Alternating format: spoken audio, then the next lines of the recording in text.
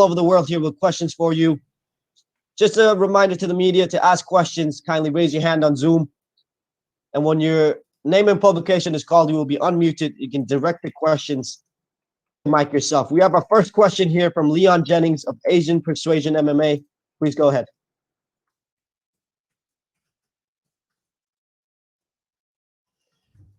Hey, Michael, how's it going? Yeah, good to hear from you, mate, as always. Okay, I've got a tough question for you. Is there one particular fight you're looking forward to most in the one on TNT series? Man, that is a tough question because there's so many good matches coming our way. I guess on this opening card this week, I mean, everyone's looking forward to Demetrius versus Adriano Moraes, just because, you know, there's so much at stake, not only the world title, of course, but also, you know, the legacy of both men, particularly Demetrius Johnson. So many people talk about Demetrius as the greatest of all time, but Demetrius Johnson is the gold standard of mixed martial arts athletes. You know, having been a former UFC champion, having dominated over there, going 3-0 in one championship, and having a couple of tough contests out of the gates as well. If he beats Adriano, he does cement himself as the greatest of all time. But Adriano has other thoughts on that. And Adriano, a solid champion, only 3 losses on his record, and those 3 have all been via split decision. It's going to be hard for Demetrius. But Leon, what I'm really looking forward to, you know, I'm a big Muay Thai kickboxing fan, is Rod Tongue, because this is an American primetime audience's chance to really see Muay Thai in 4-ounce gloves the very first time on prime time.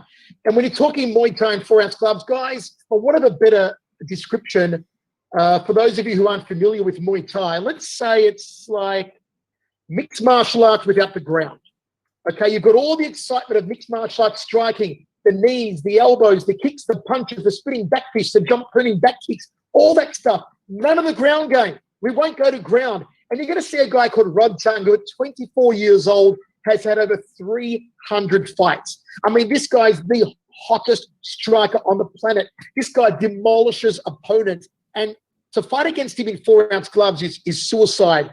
And, you know, Mighty T from Australia is going to have his work cut out for him. But I'm super excited to be able to showcase Rod Tongue and Muay Thai in 4-ounce mixed martial arts gloves to a primetime US TV audience.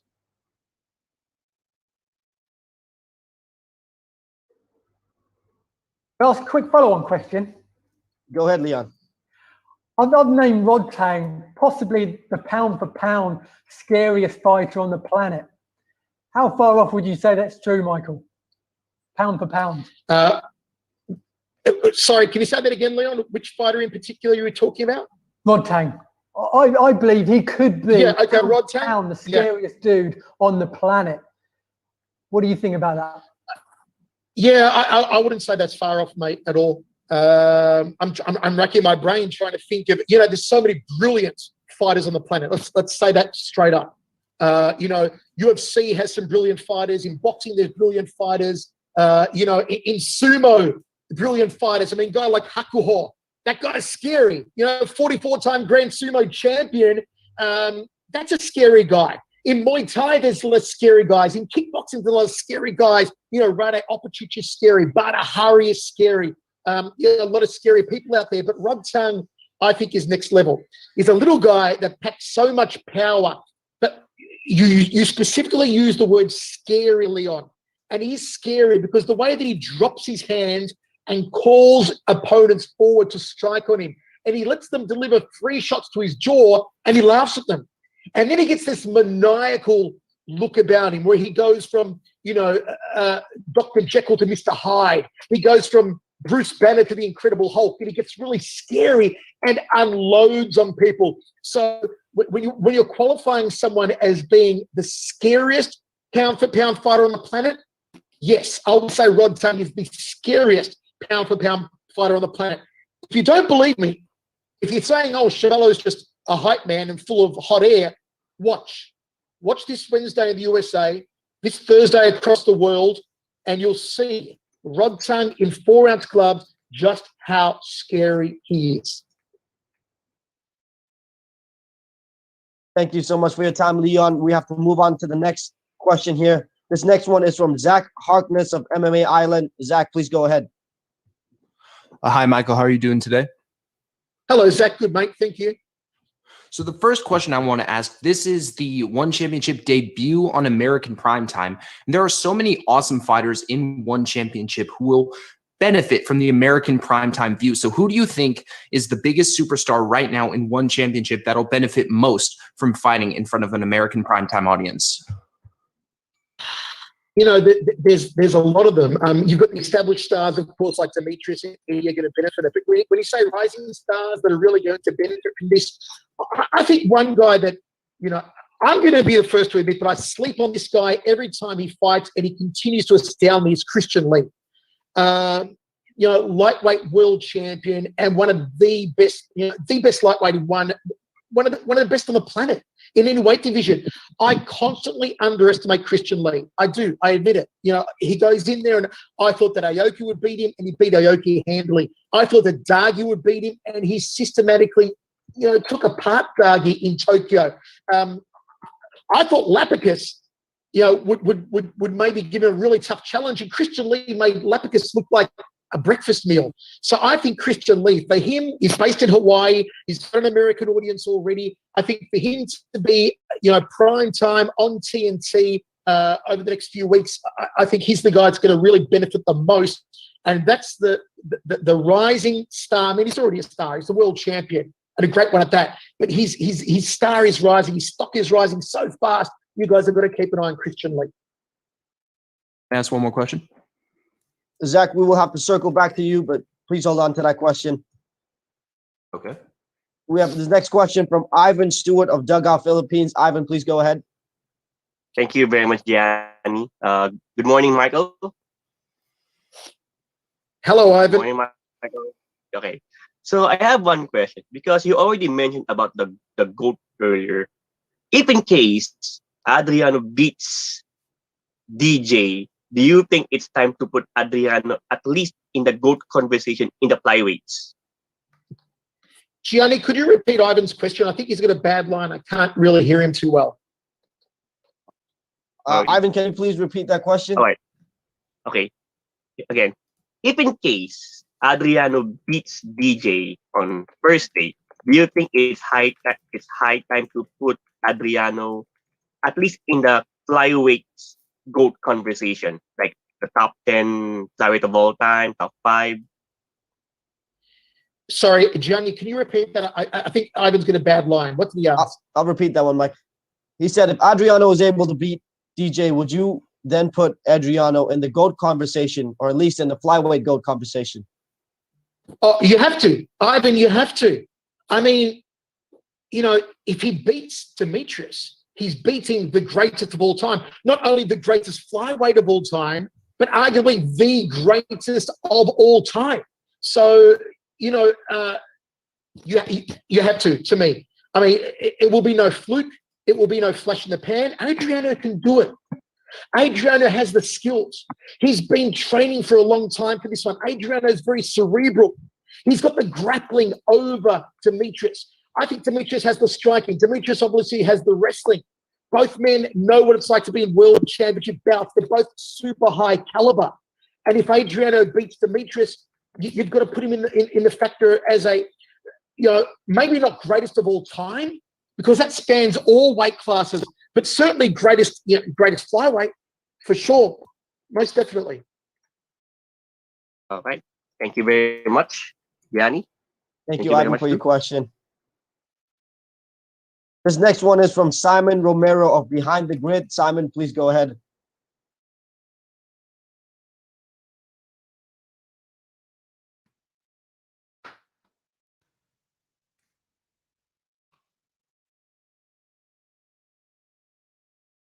There you go. Can you hear me all right, Michael? Simon, hello. How are you doing today? Hello, Simon. Good, mate. Thank you. Awesome. So I just have this one quick one for you here. You have commentated for many top-notch fight cards throughout your commentating career, but do you believe this is one of the best cards that you've seen so far? Oh, most definitely. As soon as they announced all these TNT shows, I was super excited. And the one we've got coming up this week, TNT ONE, phenomenal. I mean, Demetrius Johnson, Eddie Alvarez, Rodtang, Umar Kane, you know, all on the one card is super exciting. Just having, you know, one of our most exciting cards of all time was in Tokyo when we had Eddie and Demetrius on the one card. And now, you know, having Rodtang there as well, all on that main card together, that's sort of like triumvirate of them, are fantastic. So, yeah, you know, I've commentated some of the world's greatest fight cards since 1994 when I started commentating fight sports. And yes, this is definitely up there, Simon. Super exciting.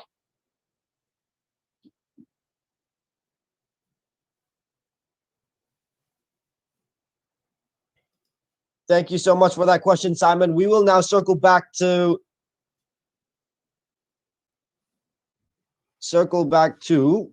Zach Harkness of MMA Island. Zach, you got the second question. You can shoot it out now.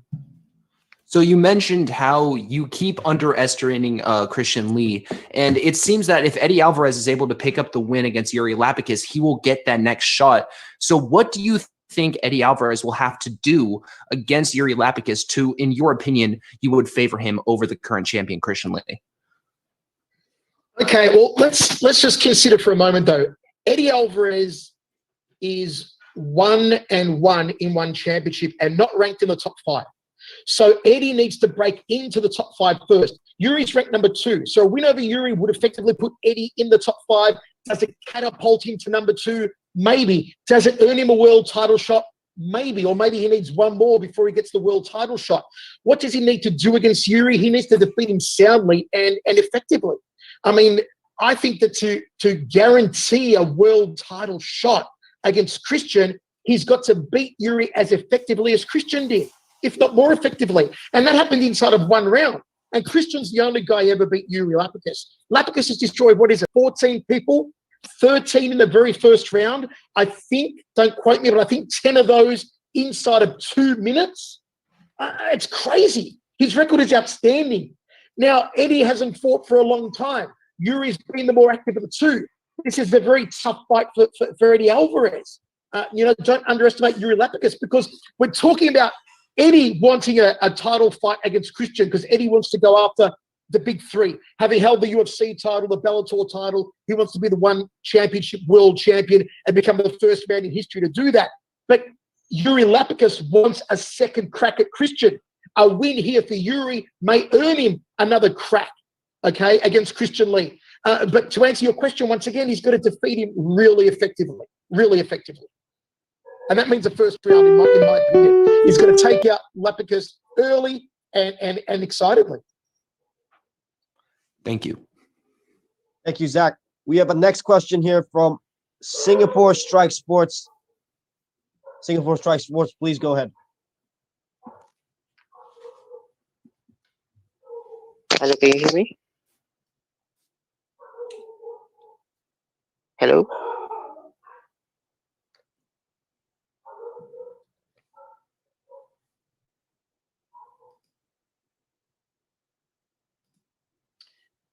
Sorry, Johnny, I'll have to get you asked the question here because I can't hear our caller from Singapore. Singapore Strike Sports, can you please go ahead with the question? Can you hear me? I hear you now. How is it? Yes, hi. Hi, Michael. Hi. So one on TNT will be premiering at 8:30 p.m. in US. So in local time it will be around 8:30 a.m. in the morning. So I'd like to ask whether, since this is the first time they will be fighting in the morning, do you think there might affect them during the fight, or do you think this won't affect them at all? Okay, so I'm just going to need clarification on that. Your line's a little bit breaking up there, my friend. Johnny, did you have that question? Singapore Strike Sports question was, because this will be a morning card at 8 a.m., do you think this morning schedule will affect these athletes?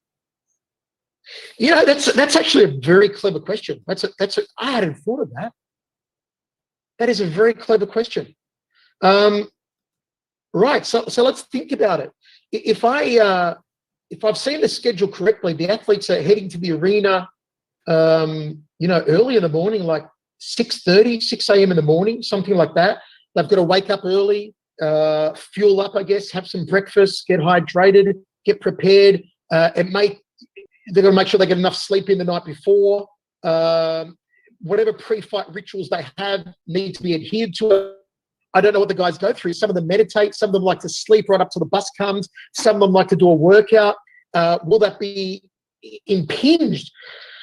I can't answer that. And, I think the person to probably ask out of the people on this call is probably Johnny more than me, because Johnny, you being a fighter yourself, would that affect you differently fighting at 8 o'clock in the morning local time or 9 o'clock in the morning local time than it would fighting at the same time at night? We've had all day to prepare. Johnny, maybe you can give us a better insight from a fighter's perspective.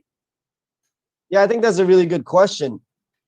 For us, during fight camp, what we do is try to simulate the fight as closely as possible. So I would assume that you would be training and competing, putting your sparring rounds as close to the fight as possible. So I think if we're sparring early in the morning, the fight's at 8:30 in the morning, we would try to get us trainings in close to that time. So I would imagine that a lot of these fighters will be doing that to simulate the fight.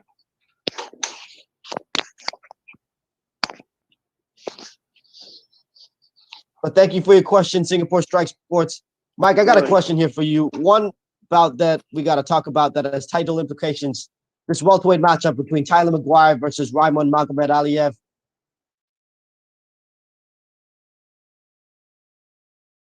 You think if Tyler Maguire beats Raimon Magomed-Ankalaev, he earns a shot, or vice versa against the now champ Cameron Abasov? Man, what a tough division. Yeah, Abasov is such a great champion so far. I mean, the way he came back from the brink against James Nakashima, when I thought Nakashima had him, I thought Abasov was done for all money, and then Abasov came back with that stunning finish. Title implications, if Magomed-Ankalaev beats him, I think he's in line for a title shot. A battle between two wrestlers here, two very different styles of wrestling.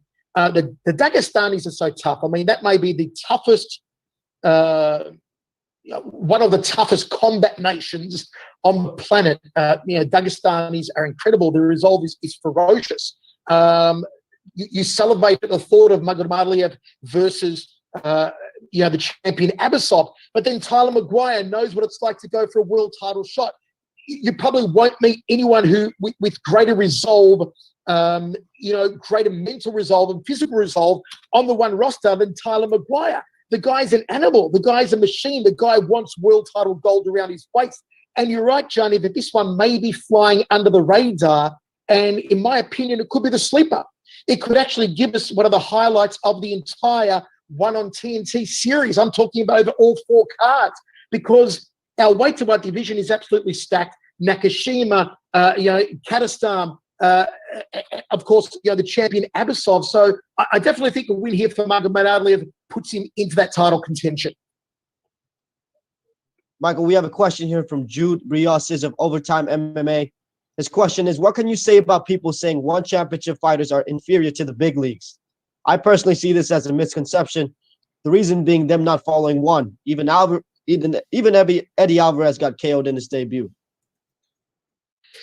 Well, I mean, I think you need to rephrase the question a little. I mean, big leagues. We are big league. I mean, you're saying big leagues. We're the big league. You talk about Asia. One championship is the big league. We have commercial television broadcasts all over the world, and we're topping ratings.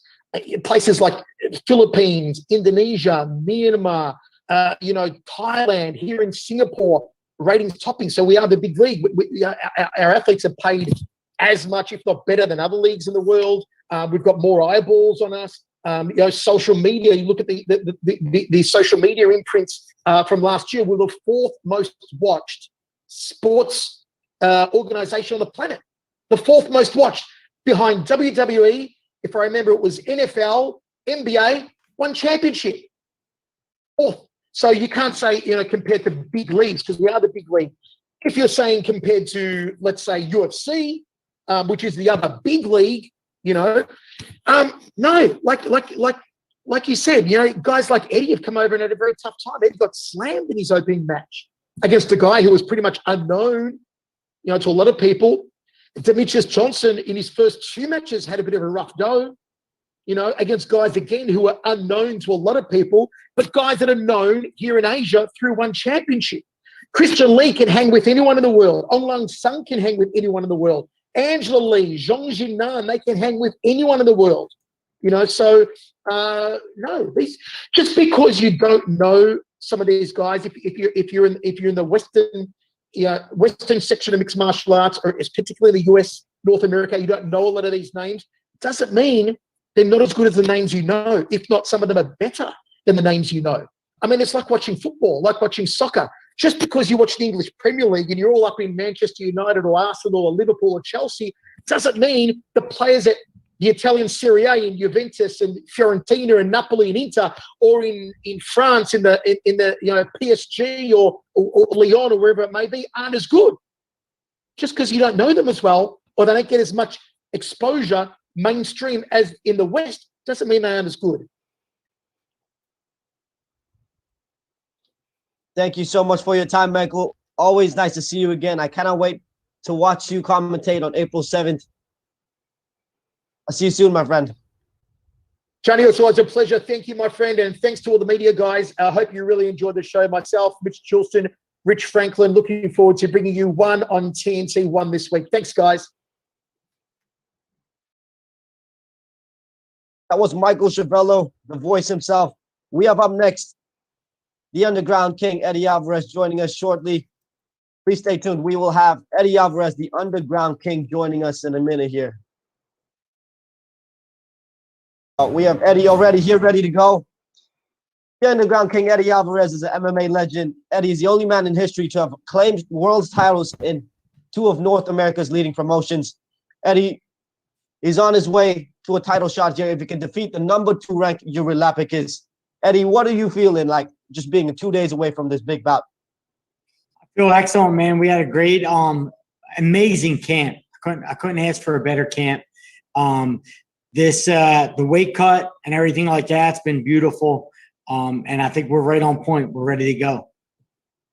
Eddie, we have media from all over the world here ready to ask you questions. To the media just joining us, I repeat, kindly raise your hand on Zoom, and when your name and publication is called, you can then direct your question to Eddie yourself.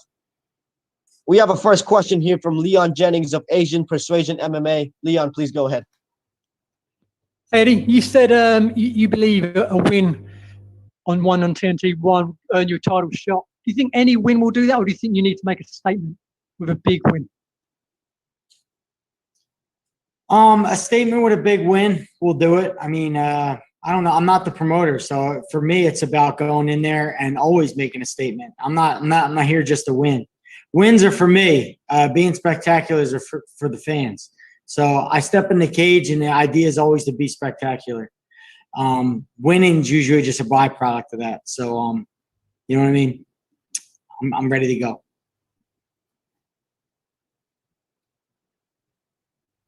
Thank you, Leon, for your question. We have a next question here from Jay Anderson of Cage Side Press. Jay Anderson, please go ahead.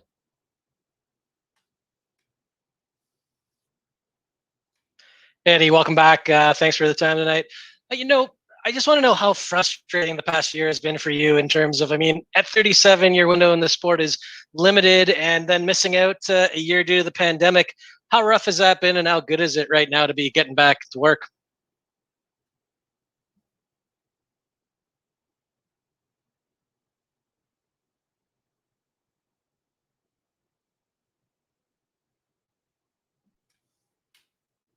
Eddie, you here with us?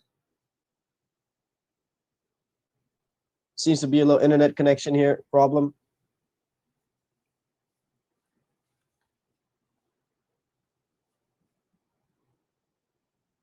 Well, Eddie will be back with us shortly. It seems to be a little internet connection problem, but the Underground King, Eddie Alvarez, will be taking on the number 2 ranked Yuri Lapikis. Eddie is on his way back. He is vying for this title shot against Christian Lee. We now have Eddie back. Can you please repeat that question, Jay? Absolutely. Eddie, I just wanted to know how frustrating the past year has been for you. I mean, at 37, your window in the sport is limited, and losing out a year to the pandemic can't be easy. And then how relieved are you to finally be getting back to work? I'm going to correct you there. I don't have a limited window. This is almost my second decade in this sport, and I love what I do.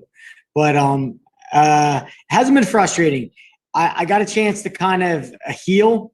And like I said, I've been fighting 2 decades. A little bit of time off never hurts anybody. And I think it wasn't just my problem. It was the world's problem. So I think all champions, whenever they face adversity, you have to adjust, you have to pivot, and you have to change direction and do what you can do within your means to keep your life going. And in my eyes, I just got a chance to kind of see my family, see my kids, and work that part of my life. I'm a father and a husband first who happens to fight. So, I got a chance to be a better father, a better husband. Glad to hear it. And, what would a third title and a third major promotion mean to you at this point in your career? For me personally, I would be the greatest lightweight to ever grace the sport of MMA. That's how I feel about it. It's easy to be great for 5 years or 10 years and have that energy to be able to do that, just to take on the sport and be energetic and excited about what you do. But this is almost 2 decades going, traveling to all parts of the world, fighting champion after champion after champion from all over, not staying in one place and taking on all challengers. So at the end of the day, my resume will speak for itself. And anybody willing to debate it, just check the scoreboard. All right. Thanks very much. Thank you for your question. We have next Chris DeSantiago of MMA Island. Chris, please go ahead.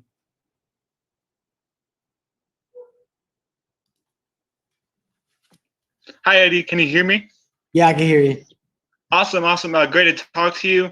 I know you're looking for like Triple Crown status, and with yourself as number one, as like the lightweight GOAT, where do you rank the others in the lightweight GOAT conversation, like Khabib and BJ Penn and Dustin Poirier? Second. They're all second. Thanks, Eddie. Appreciate it. No problem, brother. Thank you, Chris. We have up next Ivan Stewart of Dugout Philippines. Ivan, please go ahead with your question. All right. Good morning, everyone again. Good morning, Eddie. All right. So, speaking of Dustin, the last time you were on US television was against Dustin. So, how's it like to be back on US TV after 3 years? I'm ecstatic, man. I think it re-energized me. You definitely don't want to get lost to your hometown fans. I love coming to Asia. I love fighting. Asia kind of helped make me who I am. So going back to the St. Thomas Super Arena, Tokyo Dome, and going back to Asia and fighting for Asian fans was a dream come true to go back to. But at the end of the day, you want to fight for your hometown fans. You want your family to be able to see it. You want your friends to be able to see it. And I was blessed enough to be able to get onto TNT, and we were all able to go fight live on TNT. And it's everything I envisioned when I joined One Championship. We spoke about this. We spoke about the possibility of this happening, and now it's all happening. Right, just a quick follow-up. Would you prefer this type of setup in which you're fighting on a midweek instead of a weekend? I'll fight any day of the week. I mean, if you catch me on a Tuesday, I'll be fighting. Catch me on a Saturday, I'll also be fighting. I fight twice a week, sometimes 3 times a week. Training, I don't care if it's in a cage, a mat, an alley. I'll fight anywhere, and I'll do it 2 or 3 times a week. All right. Thank you very much.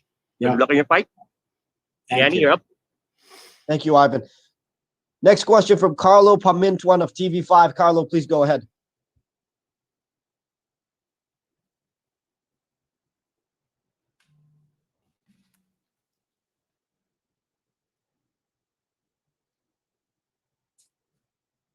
A huge chunk of your life to MMA and you train like a beast, but do you feel like you've have additional motivation that this fight is on TNT and that you'll get to remind the US fans about what you do? Absolutely. I feel like when they go on American television like that live and you get a slot, co-main event slot, it's like it's your show. You know, I feel like it's my show again. And I feel like it's my obligation to put on for the fans. So, yeah, it rejuvenated me, reinvigorated me, and it definitely pushed me to another level during my training to be able to go out there and put out and show out. Thanks, Eddie. Thank you, Carlo. Next question here from Simon Romero of Behind the Grid. Simon. Hey, Eddie, how are we feeling today, man? I'm excellent. Awesome, Any better, I'll be you, my man. Awesome. I like the way that sounds, but I got two quick ones for you here. I just want to know, do you feel like there's something that you have to prove here in your second fight for ONE championship? The only proving, that I feel like I have to do is to myself. I just want to go out there and put on my best show. I know what I did. I know the kind of camp I put in, the sacrifice I put in, and the improvements that I made. So, I mean, I just feel I prove things to myself as a martial artist. Every day I make that walk into things sometimes that I don't want to do, and it requires the discipline, the courage to do that. And at the end of the day, I'm proud of myself for that. And I prove things to myself. I don't prove things to anyone else. And this last one I have for you here, I want to know, what do you need to do in order to be successful against Yuri Lapicus come fight night?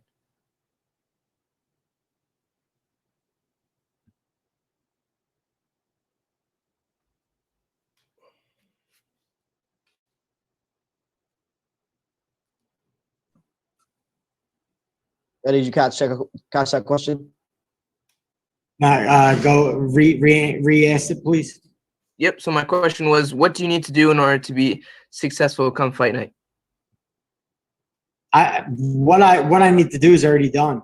Come fight night, just have to perform, execute, and do the same things I've been doing for the past 2 months. I've been going out there, putting pressure on my opponent,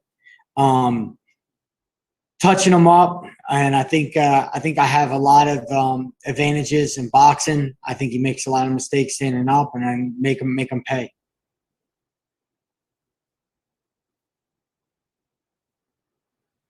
Thank you, Zach. We have a next question here from Angel Jude Briosas of MMA Overtime Heroics.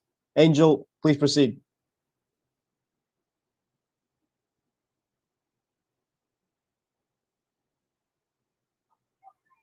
Hello, can you hear me now? Hear you. Yeah, I can hear you. Hey, good morning, Eddie. So my question is, having captured championships in two of the biggest promotions in America, people surely expect you to carry on that dominance in ONE. Your road to the title shot has been delayed due to that loss against Timofey, and so this fight is important to you securing that title shot again. So describe your emotions leading into this matchup as far as the pressure goes on you, and does it ever get to you, the pressure? How do you manage it? That's all.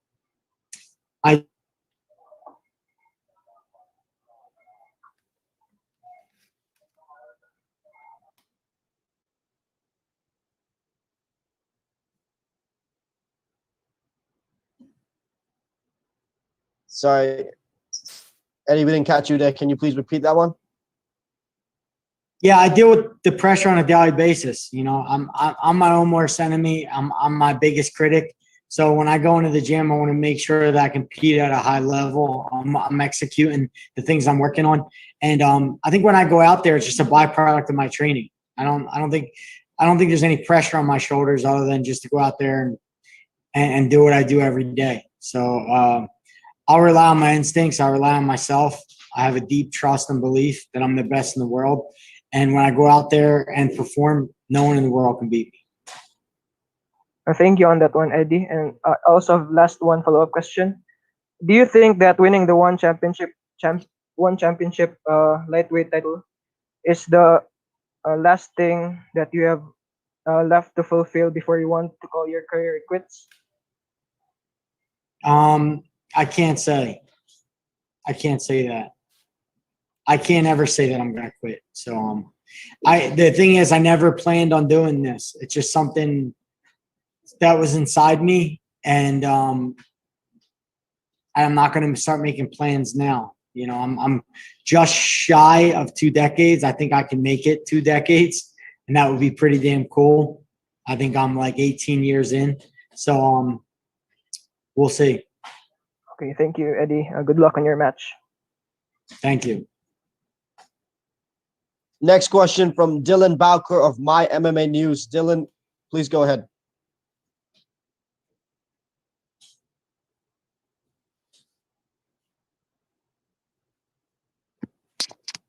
Hey there, Eddie. How's it going? How's it going, brother? Oh, I'm doing great, thanks. I was just kind of curious about some of the dynamics leading into this one, because it seems like there's a degree of trash talk coming from Lapicus's end of things, but you seem pretty unfazed by that largely. But I'm kind of wondering, is there any level of, you know, being the living legend and being perceived as like the statement name for some of these guys? Does that inform your performance at all? Does it give a bit of a chip on your shoulder in any kind of way at all? I feel like when I came in on my debut, it was adding pressure and affecting me in a way. I don't like just getting respect. I like earning it. I like taking it. That's like part of the hunt for me. It's part of my motivation and drive. And when I'm just given respect like that, it kind of takes a little bit of the drive away. So yeah, I don't like being perceived as that, but like I changed my own perspective on it, and it doesn't really matter. It doesn't matter what they call me. It doesn't matter what I did in the past. It doesn't matter what I did my last fight, or whether I won or lost. What matters is right now and this next opponent that's in front of me. That's all that matters. That's all that ever mattered. Was there a distinct moment when you had that perspective shift that you noticed?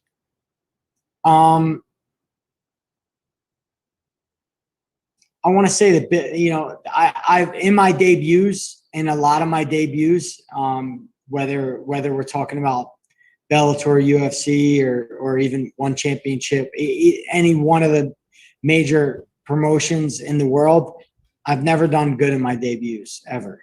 And I look back and I was like, what was the one factor that, you know, that kind of separated my performance from being good and being able to go out there and just be myself? And I think a lot of it was the pressure of, you know, who I was, that the promotion was putting this name on me as one of either whether it's a legend or the guy who's supposed to be the champion or whatever. And I was holding that weight rather than just letting it roll off my shoulder. I was holding on to it, and it wasn't allowing me to perform to the best of my ability.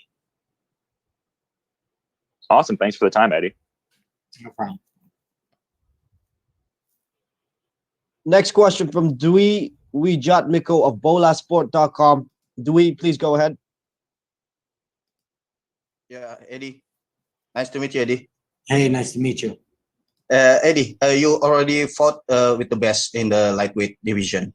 How do you see Lapicus? Is he has something special that made you make adjustment to your preparation? Well, for me, just even being in the weight class that I'm in is a challenge. The guys are much larger, you know, bigger frame than a lot of them are bigger than me. So it's a challenge already. And Lapicus has a lot of skills. He's well-rounded. He's relaxed. He fights like a veteran. And I'm looking forward to the challenge. I see holes in his game. I see mistakes he makes, and I'm going to make him pay for them. But no, he's a very good fighter. You don't go 13-0, you know, without being a good fighter. He's beaten a lot of good guys, and I respect him. Yeah. One more, Eddie. Could you give me a name? How do we should call you if you become one championship champion? You already champion in Bellator and UFC. If you manage to become champion in one, how do we call you? You cannot take Triple C because it's taken. Call me what you call me from the first time. Call me Eddie Alvarez. Okay, Eddie. Good luck on your fight. Thank you. Thank you. Thank you, Dewey. This next one is from Nick Atkin of South China Morning Post. Nick, please go ahead. Hey guys, can you hear me? Can you hear me now? Sorry. Hey Eddie, thanks for taking my question. Your one championship career has been paired with Demetrius Johnson. You've both been on all the same cards, or scheduled to be at least. What do you make of his fight coming up against Adriano Moraes? Do you have a pick for that?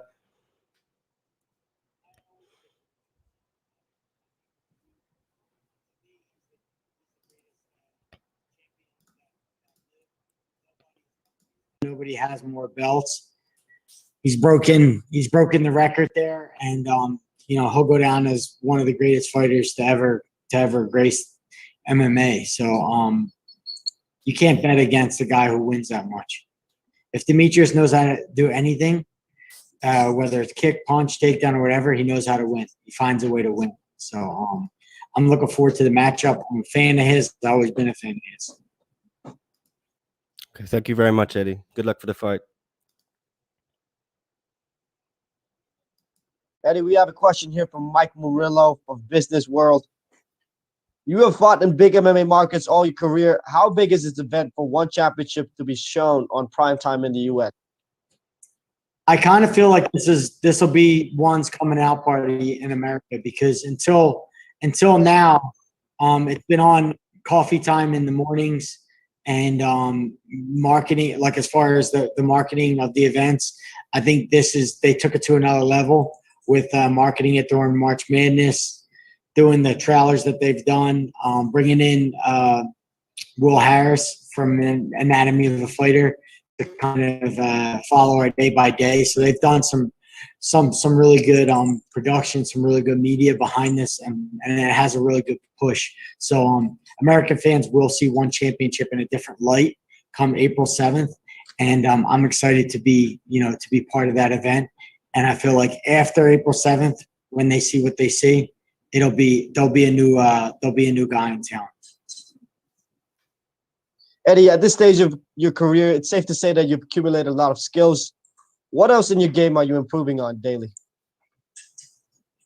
For me, it's about using all my skills, using everything. A lot of times I get into fights and it's the same thing over and over. It could be they all just kind of turn into brawls and things like that. And I think using everything is important to me. I want to be able to use everything. I want to be able to use my kicks, my punches, my takedowns, my jiu-jitsu. I want to be well-rounded, and I want to look like a well-rounded fighter out there. So although I try to do it, my fights end up becoming brawls. And I've been trying to change that. Hasn't been happening, but I'm doing my best inside the training room to use all my tools, to use everything I got. We have this next question here from Singapore Strike Sports. Please go ahead. Hi, Eddie. Can you hear me? Yes. Yeah. Like you said, you have been fighting for Bellator, you're fighting for UFC, and now you're for one championship. So right now, for the first time, that one championship will be premiering at prime time.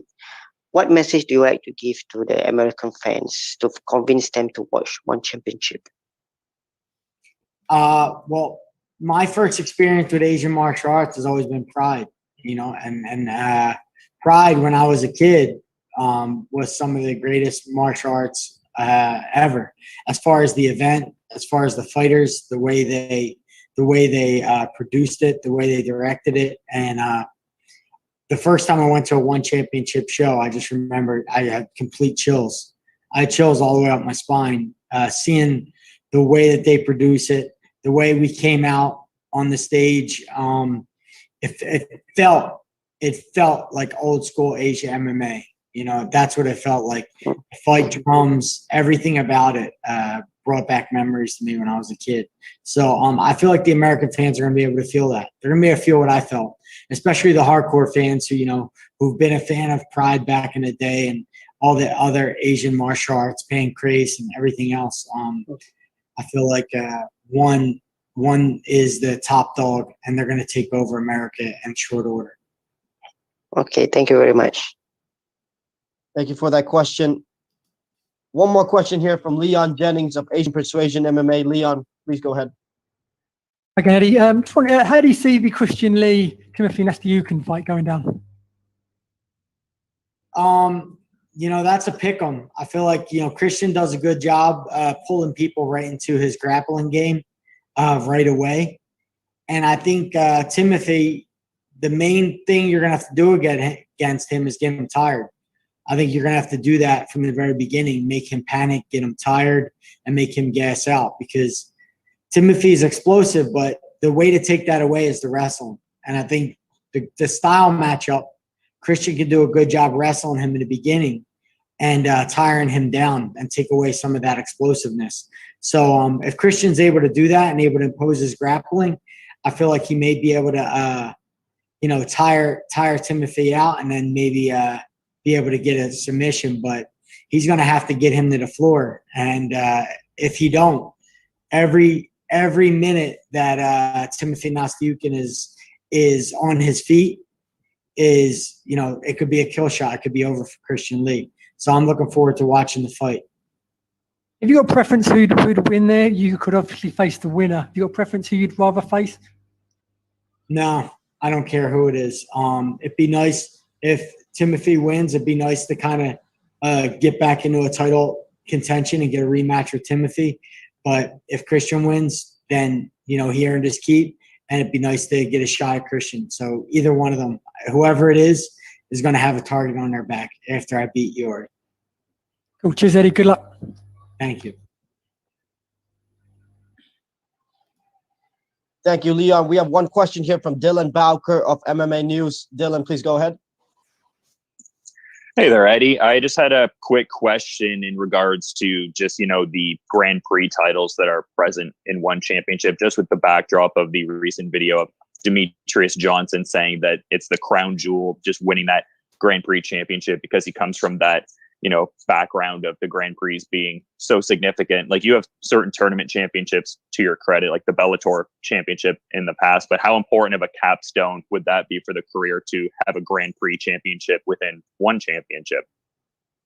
Yeah, it seemed to escape me back in 2006 in Asia, and escaped me again 2 years ago here in Asia again.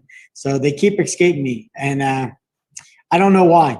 I leave everything into the fight gods. When they speak, I listen, and you can try your butt off, work hard, and do everything you can, but sometimes it's just not in your favor. And I wasn't able, when it came to the Dream Lightweight Grand Prix, they disqualified me from the tournament. I was the only fighter in the tournament to go undefeated, and they disqualified me for an eye injury. And then for the one championship Grand Prix, I end up getting injured as well. So these Grand Prix are a lot about survival and staying healthy. And my style of fighting don't lend itself to stay healthy. It's not a very healthy style of fighting. Yeah, I was gonna say, I guess being the violence weight champion doesn't lend itself well to that kind of format, eh? That's one belt I do have. I am the most violent, so can't take that away from. Absolutely not. Thanks for the time, Eddie. Thank you for that. Eddie, we're going to move into some rapid fire questions here. First thing that comes to your mind, just answer that. First one here, if you could have one superpower, what would it be? Wisdom. You're stuck on an island and can only eat one fruit. What fruit are you picking? A canepa. Do you prefer to compete in the ring or the one circle? One circle. One ice cream flavor for the rest of your life. What are you going with? Chocolate, for sure. What's one of your all-time favorite movies?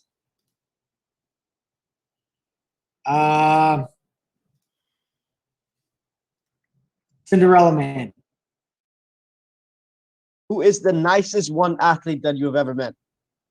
Edward Foulion, by far. Oh, he's so nice.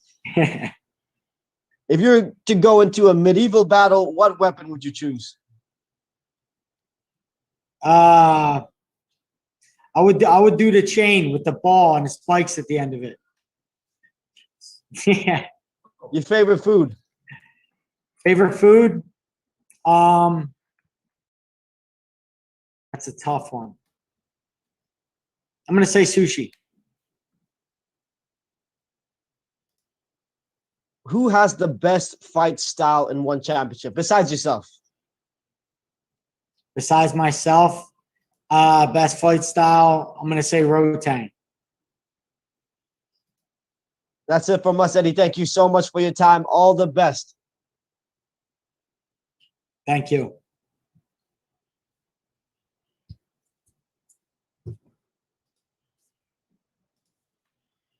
That was the Underground King, Eddie Alvarez. Eddie will be going up against the number 2 ranked Yuri Lapikis this April 7th on primetime U.S. television on TNT. Those fights will air on Singapore April 8th at 8:30 in the morning. Don't go anywhere. Up next, we will have a former world title challenger, Tyler Maguire, joining us shortly. Tyler Maguire joining us shortly. Please stay tuned.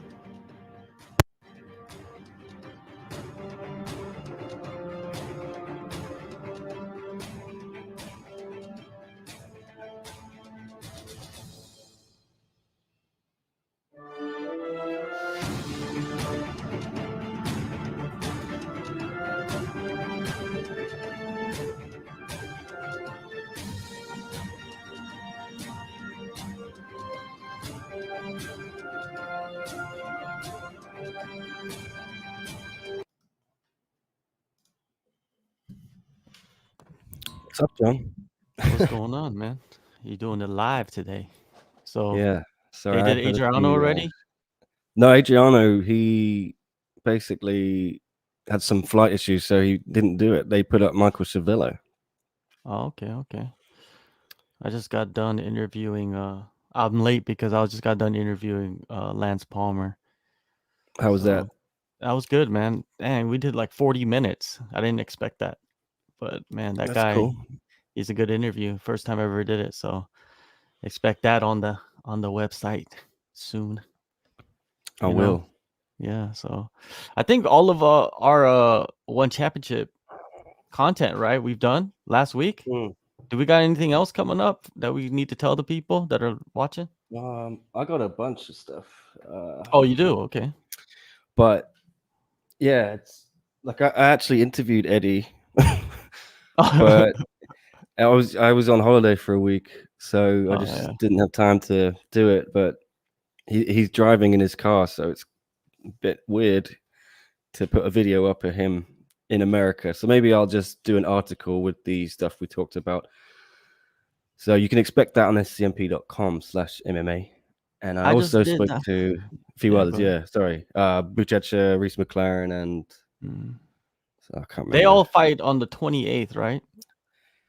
Brandon Buchecha's not fighting. Reese, I'm not Yeah, sure he's not when.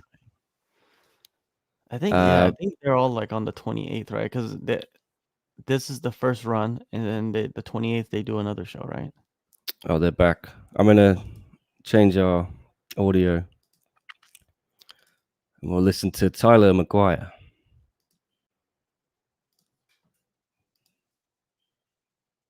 Tell us your mental state leading up to this big match. Feeling pretty good. Happy to be here. I was happy about the quick turnaround to be able to get back in the cage. I feel like I was another fight away from getting another world title shot. So this is just another step to that ultimate goal. Tyler, we have media from all over the world with us. To the media just joining us, a reminder to ask question, kindly raise your hand on Zoom. And when your name and publication is read, you can then proceed with your question. We have our first question here from Jay Anderson of Cage Side Press. Jay, please go ahead. Hey, thanks very much. And Tyler, welcome back. I want to go back to the lone loss of your career against Sebastian Kadestam. What did you learn from that experience? And do you see a path back to another title shot if you pick up a second straight win later this week? Yeah, so that was a pretty interesting fight for me. I think that was like my 18th fight to that point, and I'd fought one way for those 18 fights, and the answer was always more horsepower, work harder than them. That old adage. But in a 5-round fight, you need to be a little bit more of a tactician. Then as I quickly found out, and starting to get into the later rounds, all the horsepower that I had put forth in the first few rounds it did play a role. Like, I mean, I wasn't like gassed or anything, but I definitely probably would have approached it a little bit differently. And I also, spent the time off, working on just being more efficient. Because sometimes it wasn't necessarily, I spend more time just working the same thing, being stubborn and like I'm going to get this and they'll break. And then can find out that Sebastian didn't break. So I worked on that's the biggest thing is just trying to be more efficient and a little bit more of a tactician. Especially for a 5-round fight.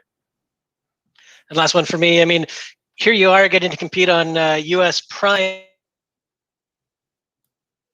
Cut out.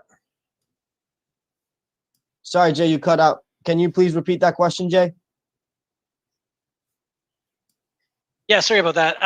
Here you are getting ready to compete in front of a U.S. audience, U.S. prime time, and I imagine that's not something you expected when you first started with ONE. So what's that feeling like?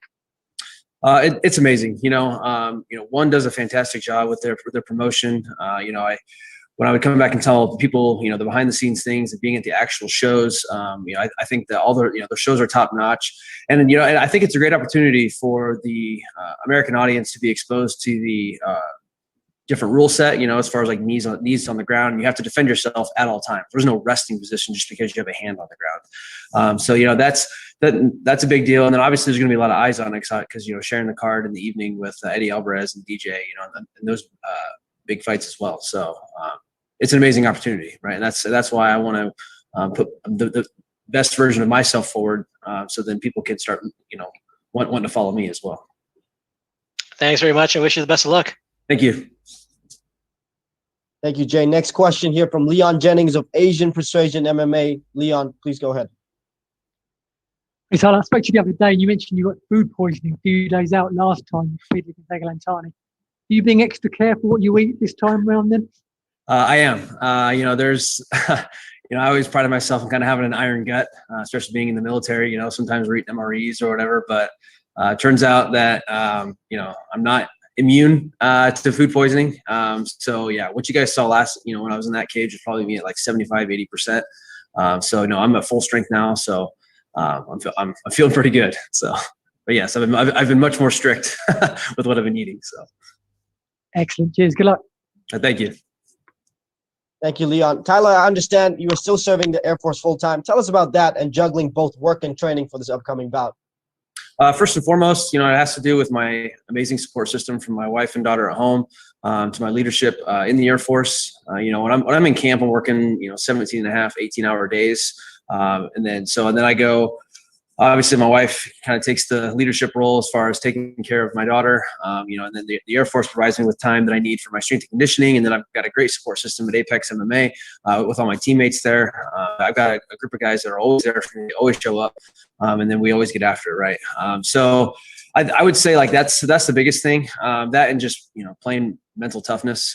Camp is a grind. It's a grind for anybody, but then when you're serving in the Air Force as well, because there's a standard you have to meet, and then there's and I have people that are counting on me to maintain that standard. So, there's a lot of pressure there to do both. But again, due to my great support system, that's how I've been able to do it.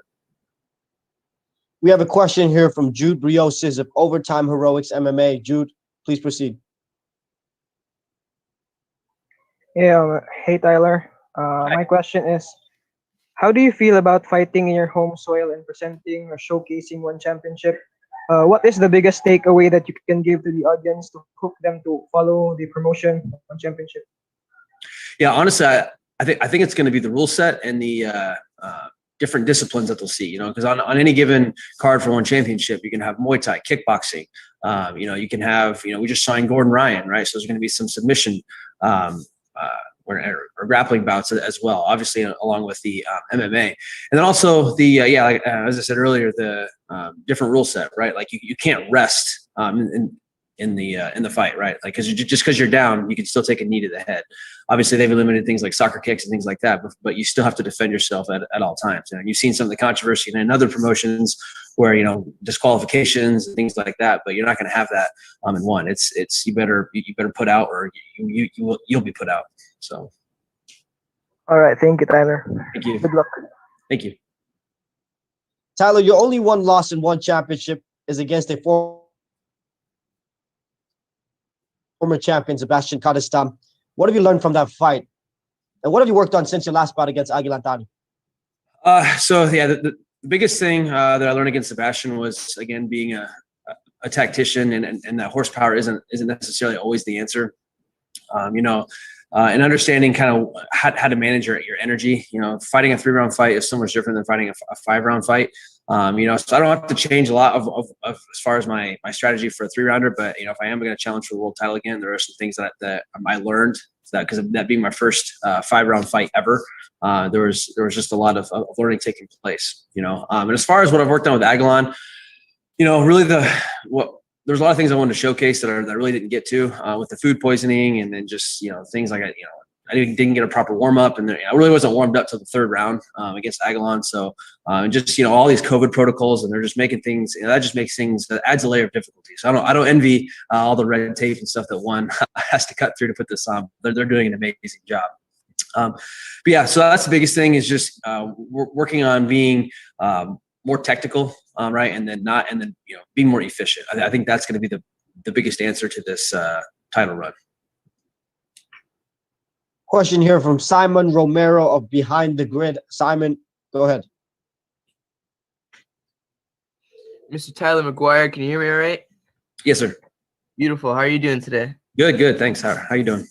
I'm doing very well. I appreciate you asking. So I have 2 quick ones for you here. So I just want to know from people who maybe aren't too aware of the skills that you bring to the table, what is something you would like them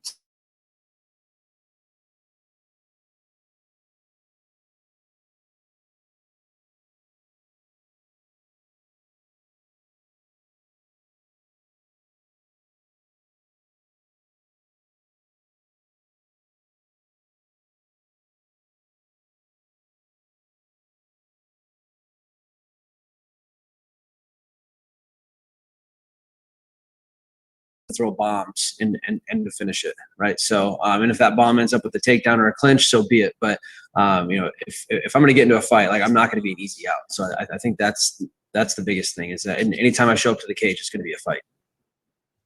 And my last one for you here, in your opinion, do you feel that your opponent you have ahead of you just maybe your toughest fight yet? I would say, as far as maybe the most diverse skill set, Sebastian was pretty good. I think that, if you look at my strength of schedule, I fought pretty much the cream of the crop for ONE championship. Everybody that I fought has either had the title or fought for the title. I got introduced to ONE fighting Sapo. He had like 38 knockouts. So I would say I'm more comfortable for this fight, but at the same time, I know that he's young, he's hungry, he's from Dagestan, which, you pick a guy on the street with a beard in Dagestan is going to be tough, right? So I just expect this is going to be a war. Awesome, man. I appreciate the time and best of luck come fight night. Thanks, sir. Next question from Dylan Bowker of My MMA News. Dylan. Hey there, Tyler. How's it going, man? Good. How you doing?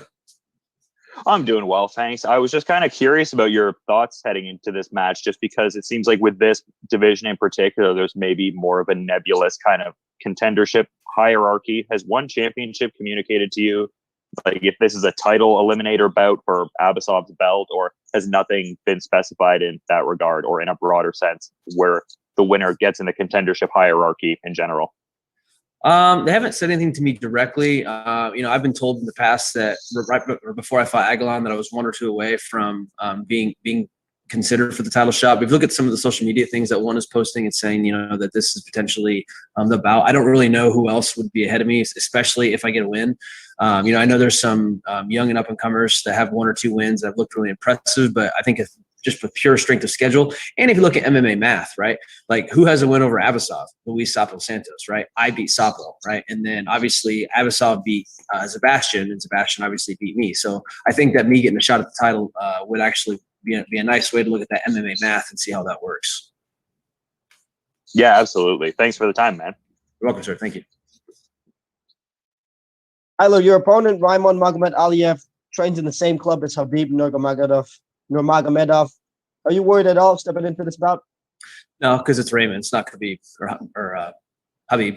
That's like, as far as like who you train with and all that. I mean, in the end, like, I've said for a long time that if you lose, it's on you. If you win, it's because your team that helped you get there. You're there, but it's not like I don't really think about who they're training with or whatever. I mean, I could talk about some of the guys that I train with. Either the people at Apex MMA, or I just had UFC welterweight Michael Schiavello come down and train with me. So like we can measure sticks on as far as like who we're training with, but in the end, it's the guy across from me has 2 legs, 2 arms, and needs air to breathe. So it doesn't really matter who he trains with. We have a question here from Peter Atencio of Manila Standard. Peter, please go ahead.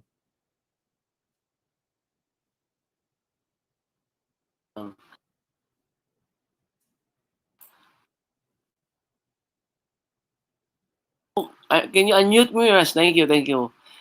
Here's my question. How far are you from earning a world title opportunity, and how many more fights do you need to get there? Sorry, cut out there at the end. As far how far do you think you are from earning a world title opportunity, and how many more wins do you need to get there? To my understanding, I mean, no one's told me anything directly, but I don't know who else would be the clear-cut favorite. I know that they really like Raymond. I know he lost a close one to Nakashima, who was also a world title challenger. So if you look at my strength of schedule, I think I'm the clear-cut #1 contender with a win on Wednesday. So yeah, okay. Thank you. Thank you. Tyler, has the pandemic affected your training or any of your lifestyle? As far as like the lifestyle, not really. I don't really go out and do much. And in the military, being on base, we're kind of in a bubble anyway. And then, some of the things I do for fun, like with my family, I take them out. We have a little off-roading vehicle, so we go out in the middle of the Arizona desert and ride around. So like we're socially distancing anyway.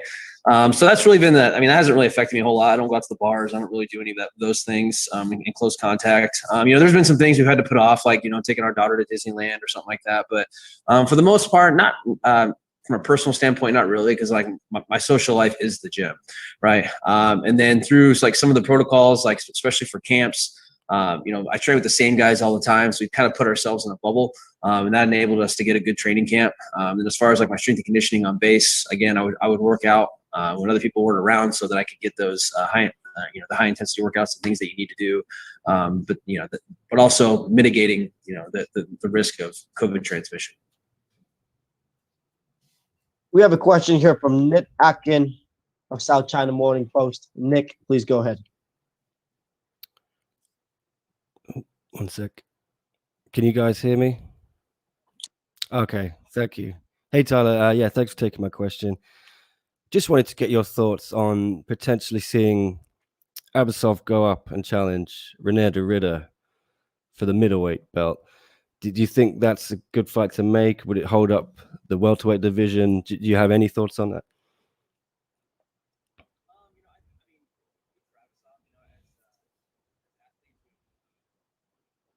Make a living and to make an impact and to build your legacy. So if that's something he wants to go do, I think that's a fantastic opportunity for him. But at the same time, to your point about holding a vision, I think that's the biggest limiting factor. When you go for those champ things that you're kind of holding up, and if he were to win, he'd be doing welterweight and then middleweight. So there's actually like in every other fight he would be doing for the welterweight. So it actually slow things down. So that's really the biggest limb fact. But I mean, yeah, if an athlete thinks that they can do that, by all means go for it, right? I mean, dare to be great. So.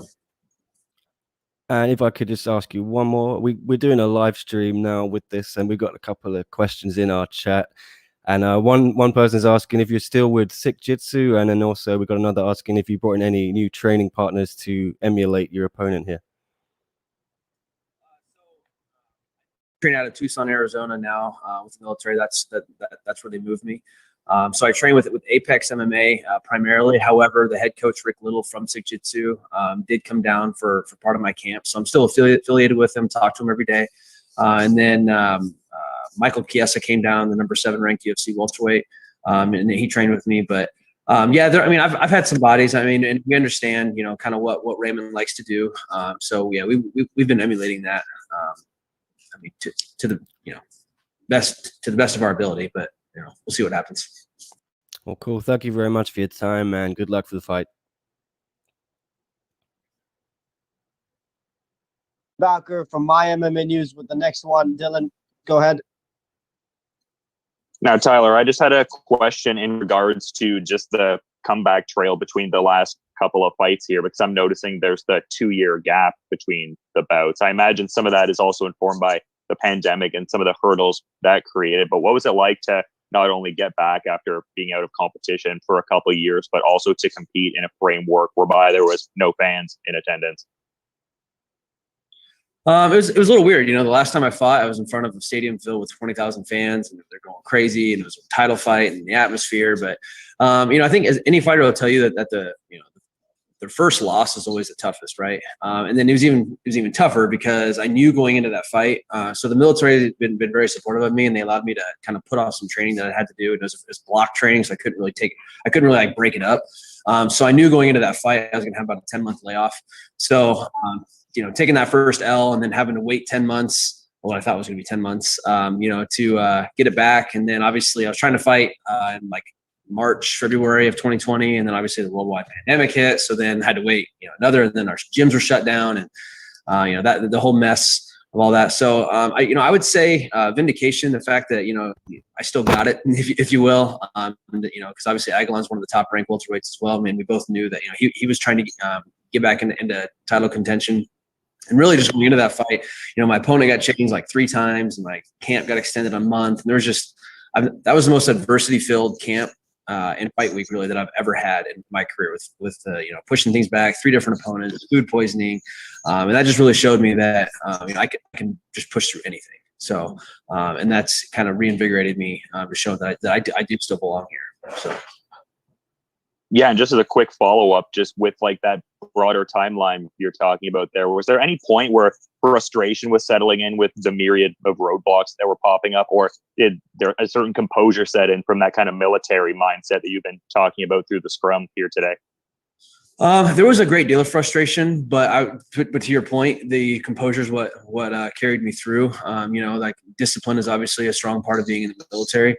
And I got to the point, especially with my fight got pushed back twice, and my camp was extended, and I'm working 17, 18 hours a day. I'm not seeing my family.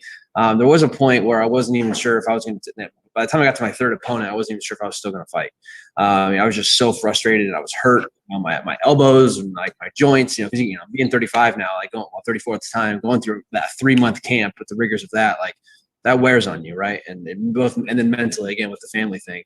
But luckily, I've got, again, back to that great support system. My strength coach, my physical therapy coach, my teammates, they were there for me and on those lower points, along with my wife, and then the military as well. So, but yeah, that composure is what just kept me through. And I know the other thing is I wanted to show my daughter, I took my first loss as a professional. You lose that aura of invincibility, but I wanted to come back and get back on the horse and get that win again. So one day when I talk to my daughter, I'm trying to encourage her to do whatever she wants to do. And when she experiences failure, that I have something to draw on as an example. So that's awesome, man. Thanks for answering my questions there. All right, sir. Thank you. Next question from Ivan Stewart of Dugout Philippines. Ivan, go ahead.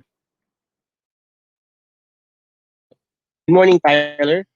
Morning. Okay, so first and foremost, who do you have winning between DJ and Adriano, and why? Man, that's a tough one. I got to go with the GOAT, DJ. I've seen him perform in these pressure cooker situations. Even if you look at when he lost to Cejudo before the famous trade, I think that could have gone DJ's way. I think his last real loss was against Dominic Cruz, right? And at 135. Excuse me.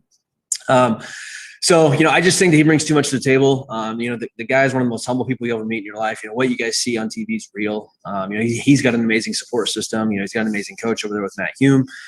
So I think they're going to come prepared. He's got world-class training partners, and we're going to see why he's the GOAT. And that's not sending hate, the other way, but it's just, DJ's my guy. So.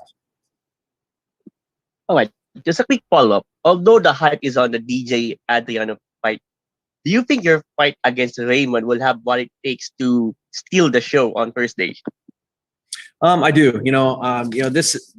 I'm getting towards the end of my contract with ONE. So obviously this is kind of a, I want to show them why that they would want to re-sign me. Obviously, being a big push in the United States, obviously I want people to want to watch ONE, right? Being a company man, right? So and that's the big thing. I want to show them the diverse rule set, the diverse skill set, and just show them that that ONE brings a lot of talent to the table, and that by them tuning in, they will be entertained. All right, that's all on my part. Thank you very much. Good luck on your fight, Yanni. Thank you. Tyler, talk about your opponent a little bit. Is there any glaring weaknesses that you see in his game?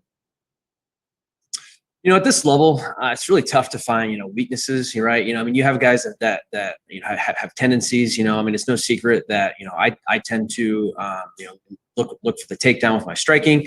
And obviously it's no secret that he likes distance, right? But if you see what Nakashima did, and then any success you're seeing with other fighters, that's anybody who likes that kickbox Muay Thai thing. They don't really like to be to be pressured, right? That's not to say he can't handle it. And I haven't really seen a whole lot of his ground game, so I don't know. I'm going to go wherever the fight takes it, and then that's we'll see when we get in there. But I would say the thing I've seen the least of is his ground game. But he's a Sambo world champ, so obviously he does have experience and he is very capable.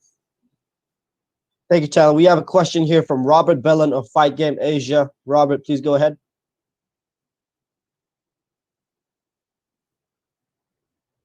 Hello, Tyler. Breaking up a little bit. Hello, can you hear me now? Is it better? All right, there we go. Yeah, good morning, by the way, Tyler. Just a quick one, Tyler. We all know that you are an ambassador for fighting for autism cause.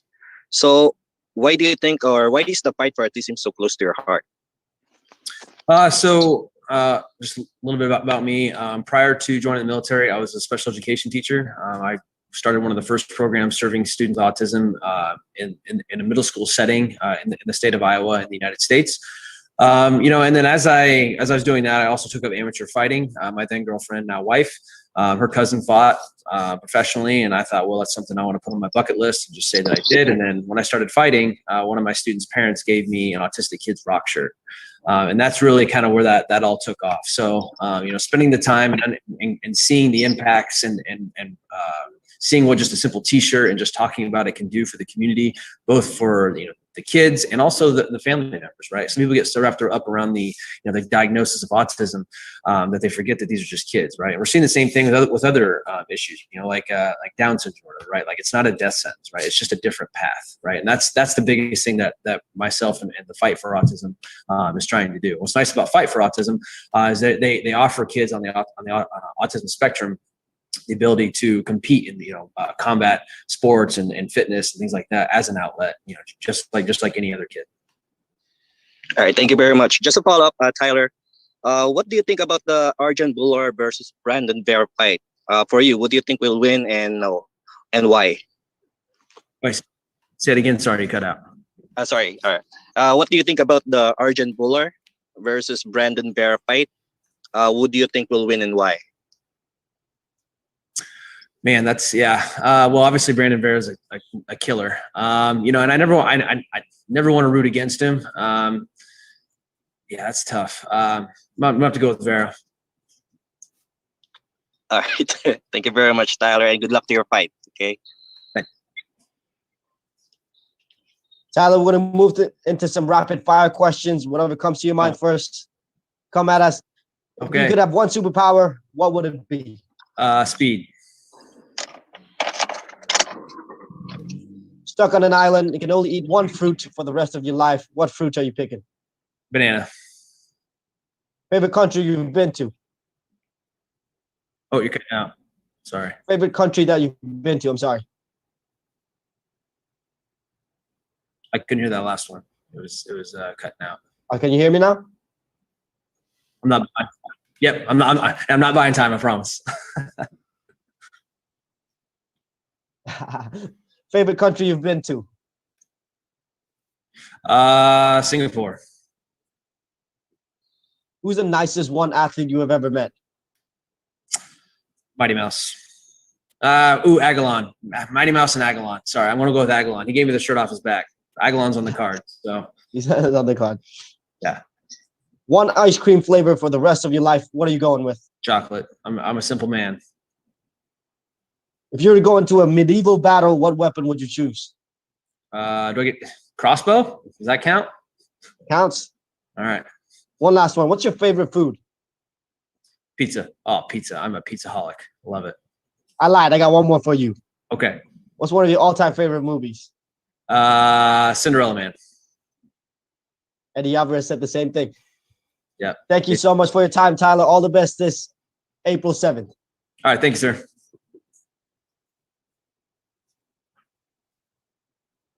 That was Tyler Maguire, former ONE world title challenger. He will be going up against Raimon Magomed Aliyev this April 7th on ONE on TNT 1. We have one more athlete before we end the session here. Mehdi Barghi will be joining us shortly, so please stay with us.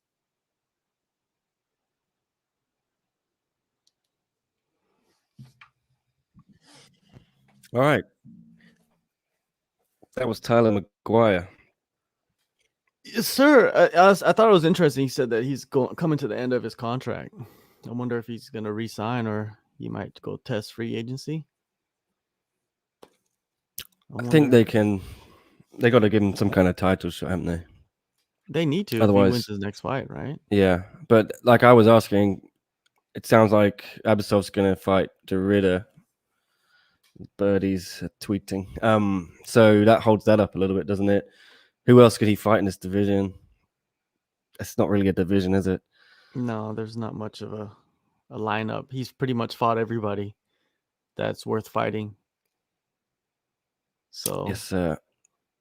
Well, I don't know. Maybe he's gonna go test that free agency. Who knows what's gonna happen?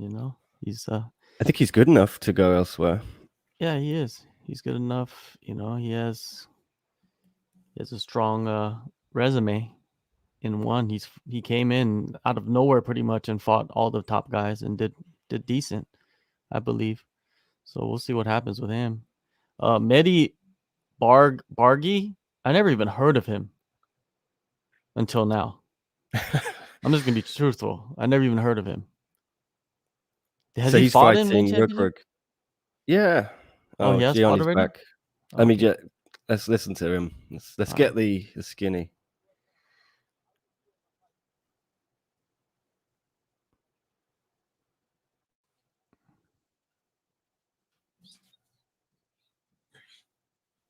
I think we might be waiting for a translator here. Wait, please. I cannot speak English. Mehdi Jan. There we go. میگه تو این هفته نزدیک فایت داره میشه چه احساسی داری؟ احساس خوبی دارم و دوست دارم هر چه زودتر مسابقه بدم.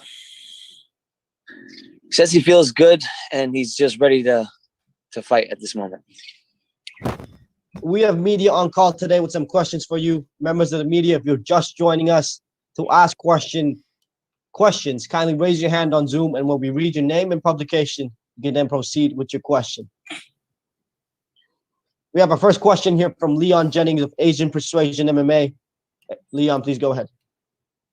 Hey, Mehdi, just wondering, what did you learn in your ONE Championship debut, and what were your impressions of Rukrook's ONE debut? مهدی جان میگه از بازی اول توی وان چی یاد گرفتی و چه تجربه داشتی؟ والا بازی اولم توی وان بازی نمیشه گفت بازی خوبی بود، ولی من تقریبا میشد گفت یه سال خورده‌ای بازی نکرده بودم و یه مقدار چون وزنم کم بود و از بدنم زیاد داشتم کار میکشیدم افتقان داشتم و دیگه بازی رو واگذار کردم، اگر نه میتونستم بازی خیلی راحت‌تر این حرف رو ببرم. Mehdi said that he hadn't fought for over a year and a half and he was a bit rusty and he had to gain a lot of weight for the fight, and that caused him to slow down a bit. And he feels like he could have won that fight easily if he were to run it back. And his thoughts on Rug's debut?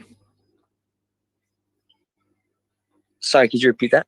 What was his thoughts on Rug's One Championship debut? نظر در مورد دیبیو چی؟ یعنی نظر در مورد فایت اول بد بود یا خوب بود؟ خودم راضی نبودم چون من این بازی رو باید می‌بردم. بازی رو چون من جلو بودم و من روی مانت حریفم نشسته بودم وقتی که قندم افتاد. خودم راضی نبودم. بازی رو من باید 100% می‌بردم که نتونستم. Mehdi said again for his own fight, he said he should have won that fight. He made a mistake and he can't stop thinking about it. Can't wait to get it back. Thanks. Thank you, Leon. Our next question here is from Ivan Stewart of Dugout Philippines. Ivan, please go ahead. All right. Thank you very much, Gianni. Okay, good morning, guys. My first question is, right now, Brandon Vera is back and training apparently for his fight against Arjun. So, entering your fight on Thursday, how would this impact your chase for Brandon's belt? میگه این فایتی که برندن داره چجوری تاثیر میذاره برای شما که مثلا میخوای بری دنبال بلت؟ فرقی برات داره یا نه؟ برندن ویرا؟ آره. خب مطمئنا ایشون صاحب کمربند این سازمانه و خیلی خوبه که دنبال کنی بازیشو و پیگیری کنی ببینی چجوری بازی میکنه. برندن ویرا یه قهرمانه دیگه، قهرمان این سازمانه و مطمئنا خوب بوده که صاحب کمربند شده و ما هم تلاش میکنیم که برسیم به کمربند انشاءالله اگه خدا بخواد. Mehdi says Brandon's a good champion. We have to respect him, but it doesn't really make a difference for him. He's going to continue on his journey and keep working and grinding till he gets back up there. It doesn't matter who's up there, though. All right, just a quick follow-up. Since you said Brandon is a good champion, how do you find him then? Like, what do you think? What are your thoughts about him?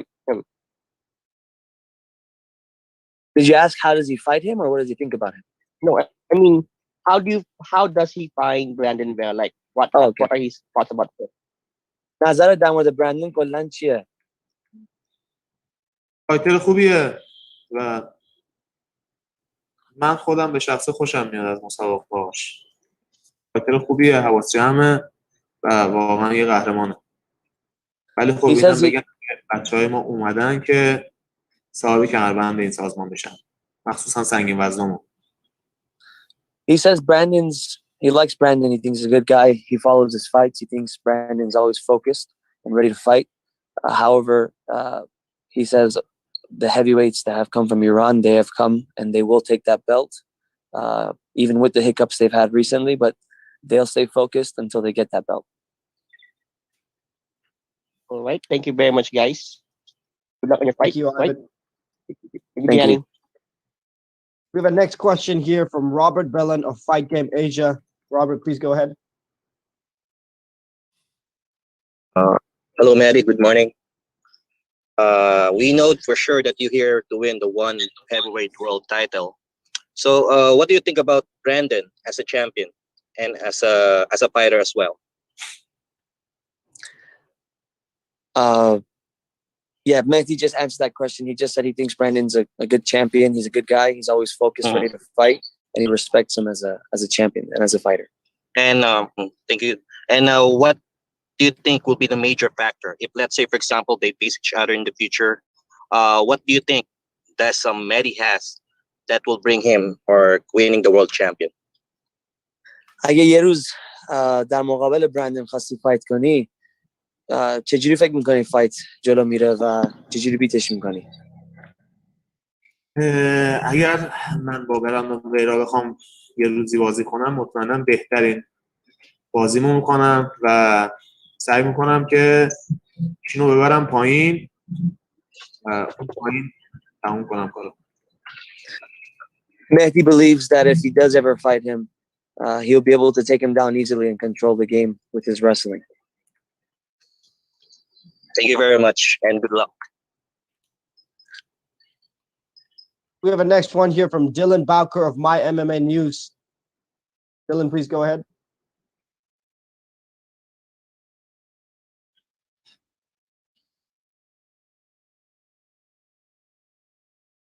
Hello, can you hear me? Yes. All right. My question is related to just the, I guess, enthusiasm surrounding Umar Kane. Just a lot of buzz around him, undefeated prospect at this point, and also the backdrop of this being ONE's first show on TNT. ONE for Mehdi, what does he think a win here over Umar Kane does for his MMA career? میگه نظر چیه در مورد عمر حریفت که نباخته و داره با قدرت میاد تو و این فایتی که روی TNT زنده پخش میشه فکر میکنی یه برد امکان پذیره و اگرم ببری چیکار میکنه برای آیندت؟ مطمئنا من این بازی رو واسه برد میرم بعد همه تلاشم اینه که بتونم بازیکن رو ببرم. این بازیکنم کشتیگیره و منم هر کاری که باید جلوی این ورزشکار انجام بدم و دادم و تمریناشو کردم و اینم یه برده زیاد چجوری بگم فقط یه برده و اگر اینو ببرم همه تمرکزم دارم واسه بازی بعد. فعلا باید همه فکرمو بذارم که بتونم این بازیکن رو ببرم. وزنش از من یه مقدار بیشتره ولی من سرعتم از اون بیشتره. Mehdi believes that Omar has good wrestling, but he's prepared extensively for him, and he believes he will go in there and win the fight. He's not looking past him. He's focused on this fight. He believes if he does win, it'll just be another win. But he believes he will have what it takes to win that fight, and he'll come out victorious. Awesome. Thanks for taking my question, guys. Thank you. Jude Briosos from Overtime Heroics with his next question. Jude, please proceed. Hello, good morning, Mehdi. Your last loss against Kang Ji-won was bitter. You had him in a very dominant position and seemed to be heading for the win, but then you unfortunately end up losing via TKO. So, fighting a very dangerous opponent this time, what are the adjustments or preparations that you took in order not to commit the same mistakes again? یه فایت قبلیت خوب بردی پایین حریفتو داشتی برنده میشدی و آخرش هم باختی با TKO. چه تغییراتی انجام دادی که توی این بازی بعدیت همچین اتفاقی پیش نیاد؟ من بازی قبلیم تقریبا میشه گفت وزنم خیلی از حریفم کمتر بود. تقریبا میشه گفت من 20 کیلو نسبت به من حریفم وزنم پایینتر بود. بعد اون موقع هم همه کارهایی که باید میکردم و کرده بودم. ولی خب اشتباهی که کردم فکر نمی‌کردم اون حریف پایین بتونه دووم بیاره و اون پایین هم میشه گفت 3 بار تا 4 بار ناکدان شد.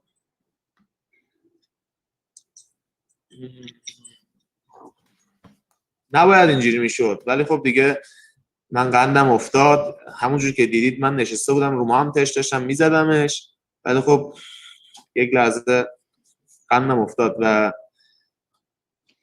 سری قبل ما برنامه ریزی برای خوراکمون نداشتیم و اینا همه دست به دست هم داده بود که من بدنی یه ذره شرایط خوبی نداشته باشم ولی الان خدا رو شکر شرایط بدنم خوبه و فکر نکنم دیگه تکرار بشه همچین چیزی.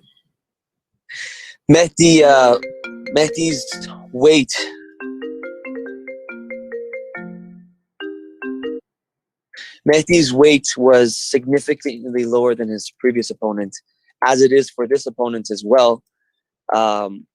There was a lot of complications. Doesn't want to bring any excuses, but there was a lot of complications he had leading up to the fight, and he had to put on a lot of weight as well, which affected him in the fight. And that shouldn't have happened. But for this next fight, they've made the proper adjustments. They feel good and they're ready to go. All right, thank you. Good luck on your fight. Thank you. و بگین که من اون بازی رو فایتر نداختم، من به شرایط بدنیم باختم، وگرنه من به اون فایتر اصلا نمیباختم. Mehdi says he would have under no circumstance lost to him. Again, he doesn't want to bring any excuses, but leading up to the fight, he had a lot of complications, which caused him to not feel well. But again, no excuses. If he were to run it back, he would get a win on that. Mehdi, speak about your opponent, Omar Kane. What do you think are his biggest strengths and what are his biggest weaknesses? حریفه که دخوای فایت کنی عمر فکر میکنی چه کاری خوب انجام میده و ضعفاش چیه؟ عمر کشتیگیر خوبیه، زور خوبی داره، ولی اون چیزی که من توی مبارزه قبلیش دیدم روی دستاش مسلط نیست. اوکی. امیدوارم که ما بتونیم از این ضعفش استفاده کنیم و بازی رو ببریم. Mehdi believes Omar has great wrestling, good strength. However, he believes his stand-up is very weak. Also, Mehdi believes his wrestling is superior to his, and he's expecting a win. If you win this fight against Omar, Kang Ji-woon is something that Mehdi keeps mentioning. Is that one person that he wants next? میگه این فایت اگه برندشی دوست داری با حریف قبلیت باز فایت کنی؟ نمیدونم میخوای در مورد هم خودت هم امیر باختین آیا این چیزی که میخوایم بازم باش فایت کنید و بتونید ریمچ رو بگیرید یا چی در نظر داری بعد از این فایت؟ من بیشتر دوست دارم بازی‌های دیگه‌ای رو تجربه کنم و زیاد برام مهم نیست با اون بازیکن بازی کردن، چون اون بازیکن واقعا به شانس منو برد. اگه بخوای حساب کنی شانسی منو برد. من بازی رو کاملا جلو بودم و اینو فکر کنم اونایی که بازی رو دیدن کاملا متوجه شدن. شاید خیلی از جاها داور میتونست بازی رو تمام کنه، چون من وقتی توی هفت گارد بودم و داشتم میزدم شاید 2 بار یا 3 بار این بازیکن رفت. ولی خب نمیدونم چرا تمامش نکردن. ولی وقتی که منو داشت میزد من حتی ناکدانم نشده بودم، داور بازیمو تموم کرد. 5 ثانیه مونده و بازی رو تموم کرد. شاید اگر من استراحت میکردم برمیگشتم. Mehdi believes that his previous opponent was very lucky. He believes as he had him in the half guard, a few of his blows, the ref could have even stopped the fight, but for some reason the fight was not stopped. And if it wasn't for the complications leading to that fight, it wouldn't have ended the way it did. And he believes he wasn't even out when the ref did stop the fight, considering the time was almost over. But he's not he's just focusing on this fight. If that fight ever comes up, he'll take it. But right now he's solely focused on Umar. We have this next question from Dylan Bowker of My MMA News. Dylan, please go ahead. Hi there. My question was related to just the seemingly perpetual growth of the weight division. I mean, some of the names like Brandon Vera and Arjun Bowler have already been mentioned, and for good reason. But you also have names coming aboard like Buchecha, Gordon Ryan, Dustin Johnson. I'm kind of wondering what Mehdi's thoughts are on being part of a division that seemingly just keeps galvanizing and getting stronger seemingly by the week. میگه که توی سنگین وزنای وان به غیر از برندن آرجن خیلی حریفای فایترهای خوبی اومدن و نظر چیه کلا در مورد هیوی ویت دیویژن این وان؟ فکر می‌کنی چجوری آینده جلو میره تو این دیویژن؟ توی الان بخوای حساب کنی لول سنگین وزنای وان واقعا تو دنیا داره حرفی برای گفتن داره و همه فایترهای سنگین وزنش تقریبا فایترهای خوبی هستن و رزومه خوبی دارن و دوست دارم که توی وان بمونم و بازی‌های خوبی بکنم. Mehdi believes ONE has done a phenomenal job stacking the heavyweight division. He thinks ONE's heavyweight division is one of the most competitive divisions out of any promotion. And he's excited to be a part of this division, and he's excited to grow. Awesome. Thanks for taking my question, guys. Thank you. Thank you, Dylan. This next question will be from Leon Jennings of My MMA News. I'm sorry, Asian Persuasion MMA. Leon, proceed. How do you feel about competing so early in the morning? نظر چیه در مورد فایت کردن توی صبح زود؟ دوستش نداره. It doesn't like it. And a quick follow-up question: what's his thoughts about the rest of the stacked card? نظر در مورد روی کارتی که هستی چیه که انقدر کارت خوبیه؟ واقعا باعث افتخار منه که این سازمان من لایق دونسته که توی این کارت بذاره و همه تلاشمو میکنم که بتونم جزو برنده های این بازی باشم و بتونم این بازی خیلی خوب به اجرا بذارم. He feels privileged to be on this card. He appreciates ONE putting him on this card, and he is prepared and he is ready to put on a show and come out victorious. Well, thanks. Good luck. Thank you. Mehdi, can you give us your predictions for the main event? Demetrius Johnson versus Adriano Moraes, and also Eddie Alvarez versus Yuri Lapikis. فکر می‌کنی کی برنده میشه توی فایت دمیتریوس و آلوارز در مقابل حریفشون؟ من دوست دارم که آلوارز برنده شه. در مورد اولی چی؟ اولی رو حدس میزنم که آلوارز خیلی بهتر کار میکنه. هم پایین مسلطه، هم تو سر پا میتونه بازی رو خوب کنترل کنه و بازی کنه. He believes Alvarez and Mighty Mouse will come out victorious, and he thinks they're both equipped to win those fights easily. We're going to move into some rapid fire questions. So I'm going to ask him some questions. Whatever comes to mind first, just let me know. Sure. If you could have one superpower, what would it be? اگه میتونستی یه قدرتی داشته باشی که چیز باشه، استثنا باشه، چیه؟ متوجه شدم. یه قدرت، یه چیزی مثل اگه میتونستی یه چیزی داشته باشی از لحاظ قدرتی چیه؟ من همون چیزی که دارم و دوست دارم، کشتیه. ما ایرانی‌ها He'd like to be extremely well at wrestling, the best. What is one of your all-time favorite movies? یکی از فیلم‌های مورد علاقت چیه؟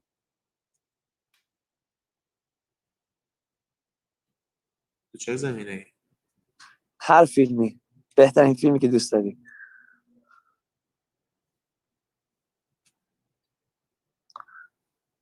چی بگم؟ حد سریال یه فیلمی بگو.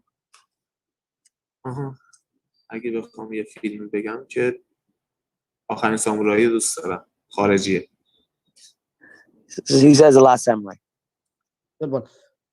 One ice cream flavor for the rest of your life. What flavor is he picking? اگه یه طعم بستنی قرار باشه تا آخر عمرت بخوری، چه طعمیه؟ بستنی سنتی ایرانی. Traditional Iranian ice cream. What's his favorite food? غذای مورد علاقت چیه؟ باقالی پلو با گوشت. Meat with Persian rice. Favorite country that he's been to? بهترین کشوری که رفتی؟ قشنگترین کشوری که رفتم سینگاپور فکر کنم. Singapore. Who's his favorite one championship athlete? فایتری که تو وان هستش که مورد علاقت کیه؟ فایتر؟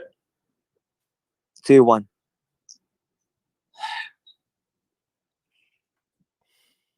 همین دوتا سواک وزن که توی وان توی کارت خودمون هستن، آلوارز و اون یکی بنده خدایی که Mighty Mouse and Eddie Alvarez. That's it for us. Thank you so much for your time, Mehdi. All the best in the circle. Thank you, guys. Thank you, my friend.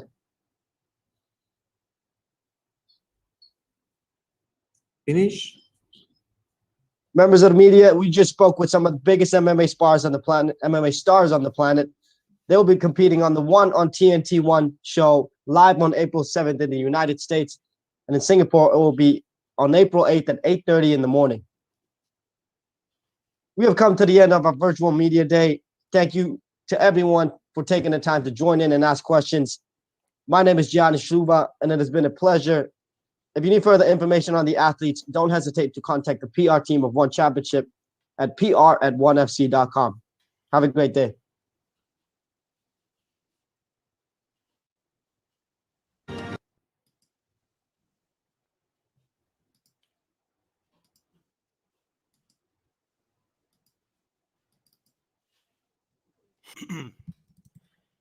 What's your favorite ice cream flavor, John? Man, there's so many. I'm a fat ass, so there's no one flavor I'll kill all of them for all their flavors too at the same time. Yeah. And your favorite fruit? My favorite fruit? Oh God, there's so many fruits in the world. They're so tasty and sweet, I don't know. What other stupid questions were asked? Favorite movie? Cinderella Man. Like Eddie and Tyler. Exactly. And it's a good movie. Favorite superpower? I think I'll take that Wonder Woman rope. So you get everybody to tell the truth. And I'll probably wear her, her outfit too at the same time. So it works out. Medieval weapon, I think, was one of those as well. I don't even think people even know what medieval weapons even look like. Because Like a a crossbow mace is or definitely not a something. medieval weapon. It is not. Isn't it? Maybe it is. A sword? A katana? crossbow? Yeah. A katana is a medieval weapon? In Japan, maybe. Maybe. I don't know. When I think medieval, I think like armor. I think just those long, like those long wooden, what is it? Where they're like Shield. two guys are running at each other. Oh, And jousting. Yeah. yeah, jousting. That's Okay. what I think. So we'll give you a joust stick. Yeah, I'll have a maybe. joust. I'll joust you. And something about being stuck on an island, or was that the fruit? I can't remember. Yes. Well, if you're stuck on an island, I'd want to be there with Tom Hanks because he's done pretty Yeah. well on the island by himself. So Yes, true. And what about who's the nicest one championship athlete? I've ever met. Yeah. I don't know. I think they're all nice. There's picking the nicest guy in the world or girl in the world is it's a tough thing to do. Adam points out that is called a lance. Okay. The joust stick. And he is correct there. Alan Bones Jones in the chat as well. He was just asking, will you guys have post-fight reactions for the one on TNT cards and the Bellator GP? Well, TNT, yeah, I think we'll be doing the usual fight companions. I myself may not be on those because I might have to do some actual writing and things like that. But I'm also planning to stream the post-fight press conferences they're going to have, just like we've done today, because I've figured out the technical difficulties. We have sorted the issues out. Can finally bring you all of those things. Hope you enjoyed it today. We will be doing it tomorrow as well. We're going to have Demetrius Johnson, Yuri Lapkus, Rug himself. That's sure to be chaos. I don't know if you saw my interview with him last time. It was a shambolic affair. A debacle, you might call it. So I can't wait They to love see. him. But they Yeah. love him, man. They love him. Yeah, he's a massive star. We just don't know about it because we don't live there in Africa. But I heard he's just massive. Just like he's like a Michael Jackson. He's like a Ung, when he goes to Myanmar. Like that's how the level of superstar he has. So hopefully it translates over to the international audience because man, I think he could be massive. And like you said, everything he does is chaos, even the interviews. Yes, sir. I can't wait to see what he has to say. Some more questions here in the chat. Yes, guys, please feel free to throw some questions in. And in between, we might just talk a little bit about the One Championship on TNT card as well. Alan Bone Jones, thoughts on AEW's Chris Jericho appearing on Steve Austin's podcast on the WWE Network? I can answer that. I love it, Alan. I'm a huge fan. I can't wait to see Chris Jericho on. on Austin's show. I thought Austin's one with Randy Orton was excellent. Just depends if AEW or talk of AEW is off limits. I'm surprised Vince McMahon even actually sanctioned that, but can't wait. Should be fireworks. In talk of AEW, John, Yeah. One on TNT is gonna be following those shows on Wednesday night in the US. So I believe it's gonna be 10 p.m. for these main cards with some prelims on Bleacher Report, right? Is that how it works? Yeah, from what I saw, I think the press release, that's what it said, right? That they're gonna show it on TNT, and then Bleacher Report would also be streaming the fights. It's a good deal, man. One has a good deal over there with TNT. TNT has, from what I remember when I was living in the States, they have sports on there. They had basketball, baseball, that's major sports right there. There, Charles Barkley, Kenny Smith, those guys were doing the TNT stuff for basketball. So maybe they're gonna do a ESPN and allow Charles Barkley to do MMA. That would be fun to watch. I would like, or Shaq. I think Yeah. Shaq's on the show with them too. Yeah. Well, Shaq did a wrestling match, I think, recently against Cody Rhodes on AEW. So who knows?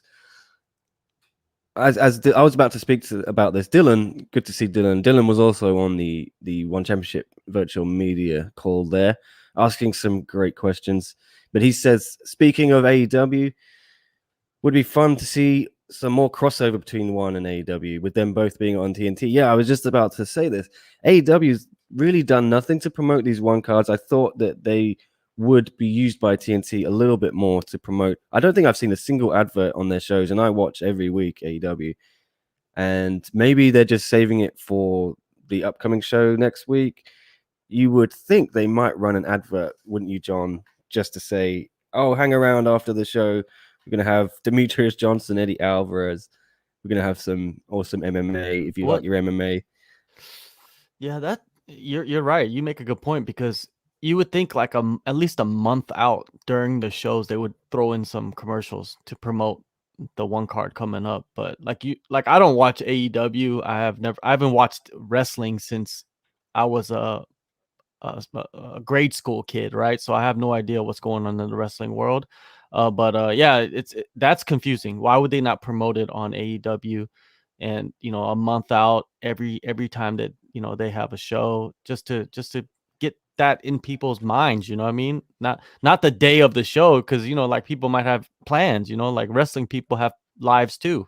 So it's not like we they're don't. just gonna We don't have Well, lives. We all live in our mom's basements. Pretty much. And you know what though? I think a lot of people that watch wrestling, they probably are not even interested in fighting. Because they're not watching wrestling for the fighting. They're watching wrestling because of the wrestling. There is a crossover fan base, I think. Oh, of course there is, but I'm depends how saying big it like, is. Yeah. Yeah, I think if you're watching fighting already, then you probably already know that One Championship is going to be on TNT. Well, I think the UFC actually took the wrestling fan base from WWE in early with Lesnar? 2000s. Yeah, I think WWE wasn't cool anymore after that heyday of the late 90s, early 2000s, and a lot of fans just transitioned over to UFC. Not sure if they ever came back, but I do think there is a crossover potential there. Well, anyways, like if AEW hasn't like promoted the One shows, they're dropping the ball on this whole situation. Like, why are they not promoting it? You know what I mean? Why are they not running commercials? It doesn't make any sense. Maybe they're neglecting One Championship. If they are, man, they need to find a new network. Well, it's slightly concerning. Yeah, it's if TNT's not promoting it, that seems to suggest they don't have confidence in it doing well, which isn't a good sign for One doing more shows on TNT. I hope that's not the case, because I want them to get a semi-permanent deal or regular deal, something like that. I think it's a great idea. We'll see. Maybe they're just saving the promotion for. They might blitz it this week.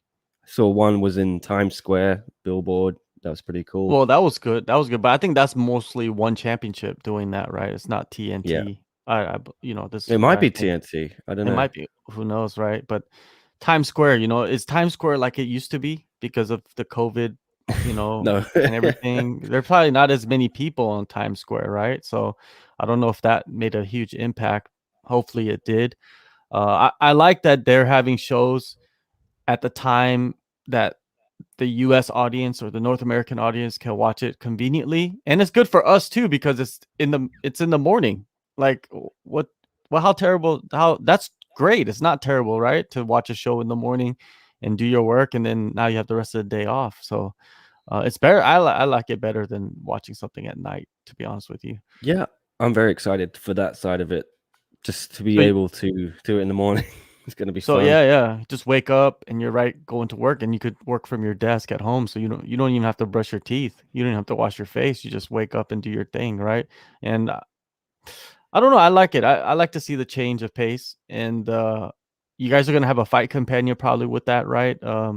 With Chris and, I think so. And everybody. We'll see. Right? I'll try and rally the troops. Yeah.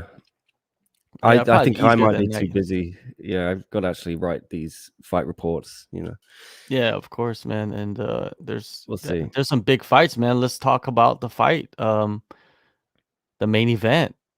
Man, I'm super excited to see not really what Demetrius Johnson can do, but what Adriano Moraes can do against Demetrius Johnson, man. Because I feel like he has a lot of advantages coming into this fight. People are kind of writing him off already because of DJ's past accomplishments, and I feel like they don't look at it from a neutral point of view of what Adriano has done in one championship and how he has beaten almost everybody. He's beaten everybody, right? And he's done a great job of just mixing it up and altering game plans and even coming back after losses and stuff like that. So, and Demetrius Johnson, he's had trouble with the bigger flyweights, and Adriano's a massive flyweight. Did you speak with Demetrius Johnson? I did not, but I feel like we did already fairly recently, and there's nothing really else to say. This fight's been building up for over a year. Yeah, exactly. It's that's a tricky thing about interviewing fighters nowadays, is that they could get a fight booked and then you interview them and that fight gets delayed, and it's like, do I interview that fighter again? Because has anything really changed? You're still fighting the same guy. You're in a unique situation right there, right? And sometimes it's like even the fighters are like, man, am I talking to this guy about the same exact thing, but 6 months into the future? Is like it's a weird dynamic. Well, let's just hope Adriano gets there, John, because he was delayed by flight issues. Can you imagine if this fight got cancelled again or postponed again? I hope not. I don't want to think about it. I do not want to think about that. Well, I'm telling you guys right now, I'm picking Adriano to win this fight. I believe he can do it. Everybody's going to pick DJ. And you know why I'm not lying about it? Because go to Fanatics MMA, go to the app, and you can see my picks. I'm not running from anybody anymore. You know what I mean? Before I had an excuse. I couldn't get the app in my country, but the boys, they hooked me up, and now I have it. So you see all my picks. Yeah, check out the big dog scrolling is banner. here. The big dog is here. He's here. Leon Jennings of My MMA News. Welcome. In the house. Oh my goodness. When did you switch to My MMA News, Leon? About 10 minutes ago. Okay. Yeah. Diversifying. Well, I haven't switched. I've just rebranded mine. I've just renamed mine My MMA News. So there's two of them now. Yeah, big deals buy them happening out during the media day. Big deals going down. There's big deals going down. Oh yeah, behind the scenes, yeah. I was gonna go. I don't work for them cowboys. I was thinking this isn't SCMP fight companion. My sense of humour might not go down so well. Not that it necessarily goes down well on the fight companion. Yeah. For sure. Well, Leon, I got to ask you the hot topic. What is your favorite ice cream flavor? Any of the vegan Ben and Jerry's, because they're amazing. And they all taste exactly the same. You can't taste any different. They're just, can you think about it? When you eat more ice cream, what's the nice bit? Sugar. Don't need milk. What's vegan ice cream like? Horrible. It's amazing. It's like a taste of a amazing. shoe. Okay. Have you tried the Ben and Jerry's vegan ice cream flavors? No, I have no, not. vegan is vegan food is good. I'm not gonna lie to you. Like it all depends on who's cooking it, but all food is good if you cook it right. You know, it doesn't matter if it's vegan or not. Yeah, and especially your things like ice favorite- cream, because when it comes to dessert, it's built around sugar. That's what we love, sweetness. You don't need. What does milk really bring to it? A creamy taste, but you can put coconut milk in, and you can do that without it tasting coconut if you don't like the taste of coconut. Oh, coconut ice cream is good. But I love coconut milk and sugar together. Just them two together is unbelievable. Coconut milk and condensed. What is it? Coconut and condensed milk. That's like a deadly combination of diabetes right there. What's your favorite medieval weapon, Leon? I don't even know. That was quite the question. It's a helmet with that spikes on it. That's his favorite weapon. So you could go headbutt everybody. I think it'd be a time machine so I could get out of that whole crazy times. That's not a medieval weapon. Well, I'd use it as a weapon to self-defense. There you go. All right, here's some questions. On a side note, did Vitor ever actually fight, or will he fight, or is he being used as a weird publicity stunt? Asks Adam. Would have thought he'd be on one of these cards. Yeah. Vitor seems to not want to actually compete against anyone in the heavyweight division unless it's a Legends matchup kind of deal, is what he told me, or some kind of special fight. He wanted Chris Jericho in AEW to promote these cards, but that did not happen. That is a weird dynamic right there. It's like Vitor's been signed for a long time. He's been rumored to fight this person and fight this person and that person, and he's training. You get pictures of him looking like TRT Vitor, and just nothing has materialized from any of it. And it's not like he's 32 years old. The man is like 50, right? So it's not like he has time on his side to fight anybody. I don't know. I think he was so highly like immersed in taking on Roy Jones Jr. Remember when that was kind of like the thing for him for a while, that he's reaching for the stars and he's not going to get anything, man, out of it. I think like I'm kind of past it now. It's like I'm not even hoping that he fights anymore. I'm just like, if he fights, he fights. I'm looking at him like the Diaz brothers. Like the Diaz brothers, if they fight, they fight. I'm not like hyped about it anymore, as you know, like some people are. He's pretty much called out everyone in the world apart from anyone in one. He's called out Lennox Lewis, the Klitschko brothers, boxers, like boxing legends, obviously. And the funny thing is, I mean, he hasn't been for so long. When he's made announcements like it's 100% happening. Like, he announced he was fighting Roy Jones Jr. He announced he was going to make his debut in the Brazilian football stadium. He's made so many crazy statements, but still hasn't fought anyone. Yeah, Chris says Vitor seems more concerned with his kid getting to the NFL at the moment. Alan suggesting he gets revenge from last May on Dynamite against Mike Tyson. Oh, sorry, with Mike Tyson against Jericho. I thought those guys put a beating on Jericho, so I don't think Vitor needs revenge, Alan. But yeah, I thought they would do some fun angle there. Can you avenge fake wrestling? Is that a thing? Exactly. You can and you do. That's how it works, Leon. It's all a show. He should be focusing on his son's football career, though. You know, he's done enough, man. I'm not saying he should retire, but man, his son is talented. From what I heard, he might as well go full force and become like what is it? I don't know if you guys watch basketball, but there's a famous father named something Ball, and he has like 3 sons that are all like NBA players. The Ball, yeah. The dad, of the Ball family, right? Lamar Ball. Yeah, LeVar Ball, right? Yeah. Like he should become the LeVar Ball of of his family.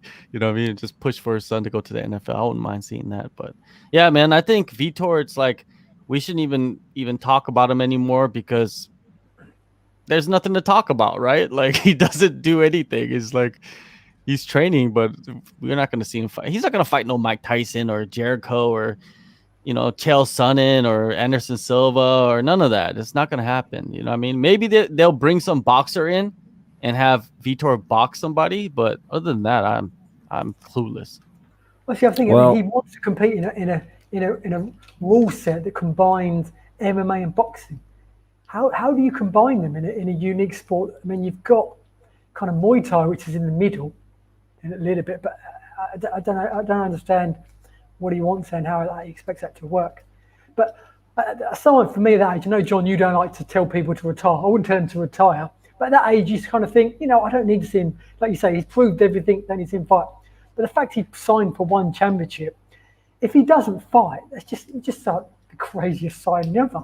Who makes a big signing? There's been so much talk, and then never fights. But obviously, he's supposed to fight Lane Garney, which would have been incredibly one-sided. Yeah. In his favour. So, and obviously, saying that at the age he's in, and if he's on the old TRT again, he's going to have a body of a 25-year-old. So I guess that's slightly different. But who would be a good matchup for him? Nobody cares. Nobody cares anymore. He's a coach now. He's a football coach. Like that's who he is. Nobody cares. I don't think. He just time. In this sport, time passes by, and you're forgotten. No matter what you do. Remember, he was trying to fight Jake Paul. Oh, he called them out as well, didn't he? Yeah. Yeah. I mean, if he could come back for a one-off fight in one against, because there's some stacked heavyweights in that division now, and there's obviously a few key heavyweight matchups on the TNT cards. If he fights a half big name or someone like a Rug, if Rug gets a big win, then it would do good numbers, because then obviously it'd be his name would be in all the headlines again. But I think Rug would swallow him. Rug is just massive, just too strong, and would just toss him out the ring. I see that happening. But anyways, Vitor Belfort versus Fedor in Russia, ONE versus Bellator. Do you like that, guys? Fedor smashes him. But the thing is, it's TRT Vitor, so it's like, damn. If it's TRT Fedor, yes, I'll take Fedor. But it's TRT Vitor versus regular Fedor. That's like changing. He's a plumber and stuff on the side job. I don't know, man. I don't know. Would I watch it? Yeah, of course, I'd watch it. But I don't think it's gonna happen. I don't see ONE cross promoting with anybody, because they have all these like little small deals with little leagues in little foreign countries, right? So there's no reason for them to cross promote anybody. The crazy thing as well is he's not competing on these TNT cards, because if there's 4 cards that would be perfect for him to make his debut, it'd be these. Primetime America, it's another. They're putting all their names in that have got a bit of a presence in North America on these cards, and he's not competing. So does that mean he's never going to compete again in one championship? Doesn't seem like it. Doesn't seem like it. Oh, also, did you guys hear that Sexyama pulled out? What, of Edward Fuller? Yeah. Did you see that? That sounds wrong. That's up there every day. Did you see it? I didn't see if that. If you go to his Instagram, he made a post saying that I think he tore ligaments in his bicep or something. Like something happened with his bicep where it's like something's torn, so he had to pull out against Edward. And sexy bastard. Yeah, he was so sexy that he pulled his bicep out. I guess he was just like in the mirror, just like flexing his bicep, and it just like he ripped his bicep apart. And you know how it is when you're that sexy. It's like it's easy to like injure yourself. Is Martin's fight this week? No, Martin is next week, right, guys? On TNT 2 against Kim Jae-ung. Check out our interviews on SCMP MMA. I spoke to Martin and John spoke to Kim. Should be a good fight. That's a good fight, man. That's a good stylistic matchup. A lot of good narratives heading into that fight with Martin losing his title, and he seems hungry as hell, and he just took any fight that was offered to him. Because he could have waited, for Gary or Ton Lee. but he didn't. He's just like, let me get the next guy and let me get back in the win column. So, and Kim, he seems like he's very confident in this matchup because he called out Martin. You know, when you call a fighter out, that means you have a lot of confidence heading into the matchup, right? So we'll see what happens. I don't see this fight going to the judges at all. I think someone's going to get finished, and it could be a first round finish either way. I give the slight edge to Martin because Martin is more dynamic, more versatile in his striking, and he can wrestle if he really wanted to. You know, he's very good in the clinch. Kim, he still lacks in that department, but one thing about him is he is tough and he could take punishment. So we'll see. Can he take the punishment, weather the storm, and get a knockout, or will Martin go in there and do something flashy like he always does? Leon, what do you think, man? Are you going against Korea? Because if you are, you're going to be banned from the country. I'm going against Korea.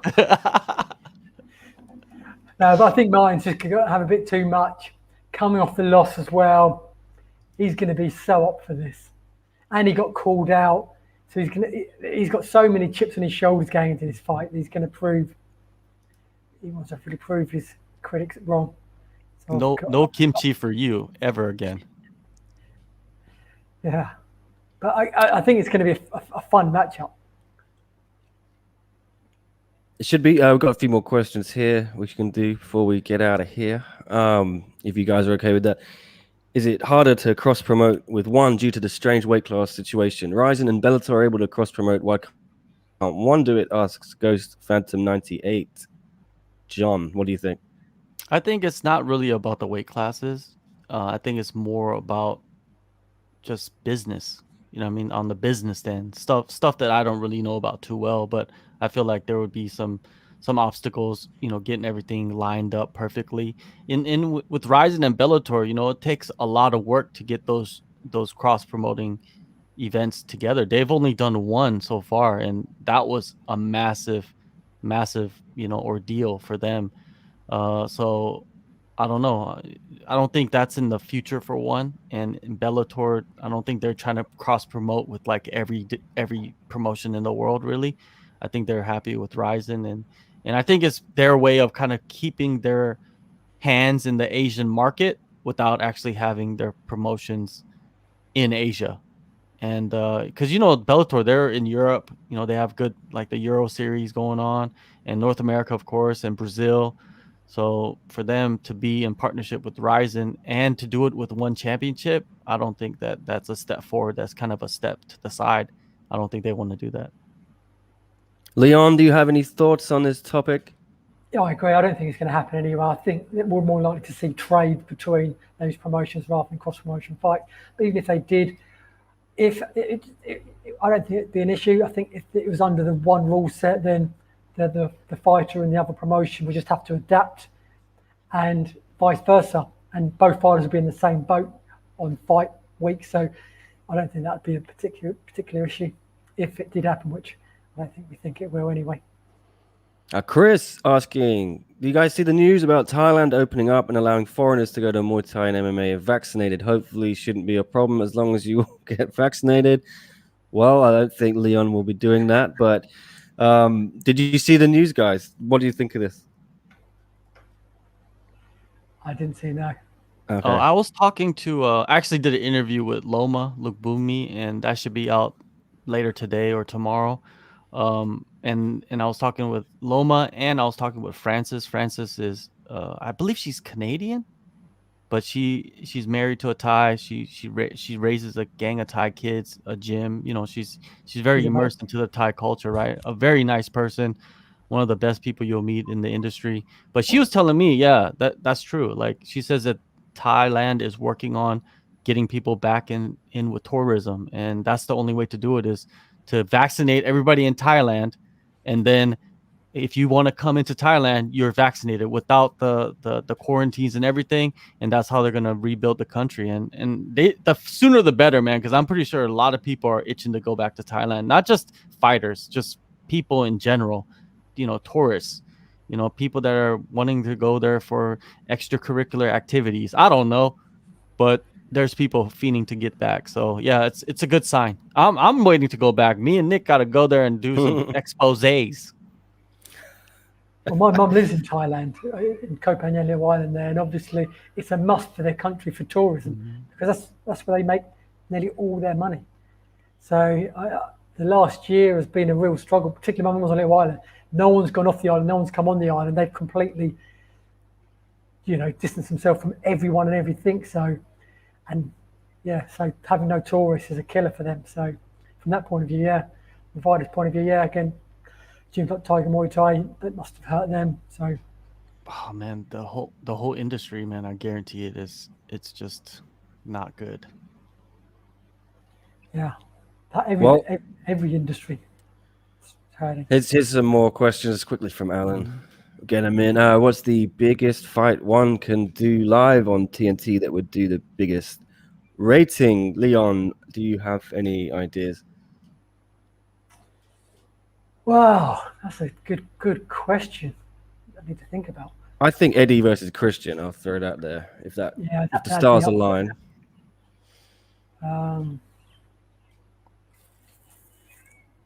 John, why don't you go? Leon, you have a think. I'm gonna have to say the biggest fight they could make is it has to involve Eddie. It has to involve Eddie Alvarez fighting somebody in that lightweight division. I don't know if it's particularly Christian Lee. I don't know if it has to be for the title, but having a title always helps. You know what I mean? Because the belt attracts people no matter what. I just don't know if it's Christian Lee though, because let's be honest, Christian Lee is a phenomenal fighter. He's probably going to end up being one of the best lightweights or welterweights. Let's be honest, right? He's a welterweight in the history of the sport. I think he has the ability to do that, but he's not popular. No, he's not his sister, right? His sister is popular. So maybe Angela Lee versus somebody could be a big Angela matchup. Lee versus Eddie Alvarez. Yes, there you go. Is that where you're going? There you go. The first intergender world title, Angela Lee versus Eddie Alvarez. They would break the bank with that in North America and probably break some rules or some laws and some illegal activities right there. Okay. Yeah, I mean, you've got Eddie versus maybe Sage Northcutt. You've got Eddie versus Shinyoki 3. Again, you've got, like I say, Christian isn't a big name, but he is the champion. So if Christian beats Timothy Nastyukhin, who beat Eddie, and he's still the champion, Eddie versus Christian would still be big because it's the champion, and there's lots of little stories there. And Christian is American, predominantly American, so that would be pretty big. But name-wise, Sage Northcutt, if he does beat Shinyoki, that's big because he's a big name in himself. They've got some of the big names already on there. From a promoter's perspective, right? Christian Lee's going to defend his title against Timofey Nastyukhin, Tim Nasty. And if he wins, man, from a promoter's point of view, would that be the worst thing that could happen? Because if you think about it, if you're doing shows in America, you probably want either Christian Lee or Eddie Alvarez as the champion, right? Not Timofey Nastyukhin. I'm just saying, from a business standpoint, Leon. I agree, but also you've got to think Timothy Nastyukhin's already knocked out Eddie Alvarez, so that would be a huge rematch. And people in America would be tuning to watch that because not only is it Eddie Alvarez, but he's fighting the champion, and the champion's already knocked him out in the first round. So they'll be thinking, who the hell is this guy? We've never heard of him. Eddie Alvarez is a former champion in ONE and Bellator, UFC and Bellator, and he got knocked out by this guy. We need to see this rematch. So it would be big in itself. But there's so many little backstories in that lightweight division. There's so many with Sage in there, Shinya. You've got Daggy in there as well. It's not so many backstories, but he's a killer. So. All right, another one from Alan. Could Mike Goldberg join the ONE English commentary team now? He's been released by Bellator. I would really like Goldie calling Mighty Mouse fight again. John is shaking his head vociferously. That Mike Goldberg era is over. I loved Mike Goldberg when he was with Joe Rogan during that time when they were together, and that's what fit the sport at that moment. They were great. Rogan was great. Goldie was great. They had some incredible fights. They called some incredible fights. I feel like Rogan is the same thing. He's in the same position. The time has passed him by. There's so many good commentators now that we don't need Goldberg. We don't need Rogan on there. I know Rogan's an icon and he's He's the godfather of commentating basically for the UFC, but I feel like they need to move on with both these guys. It sucks that they can't, they still want to work, you know what I mean?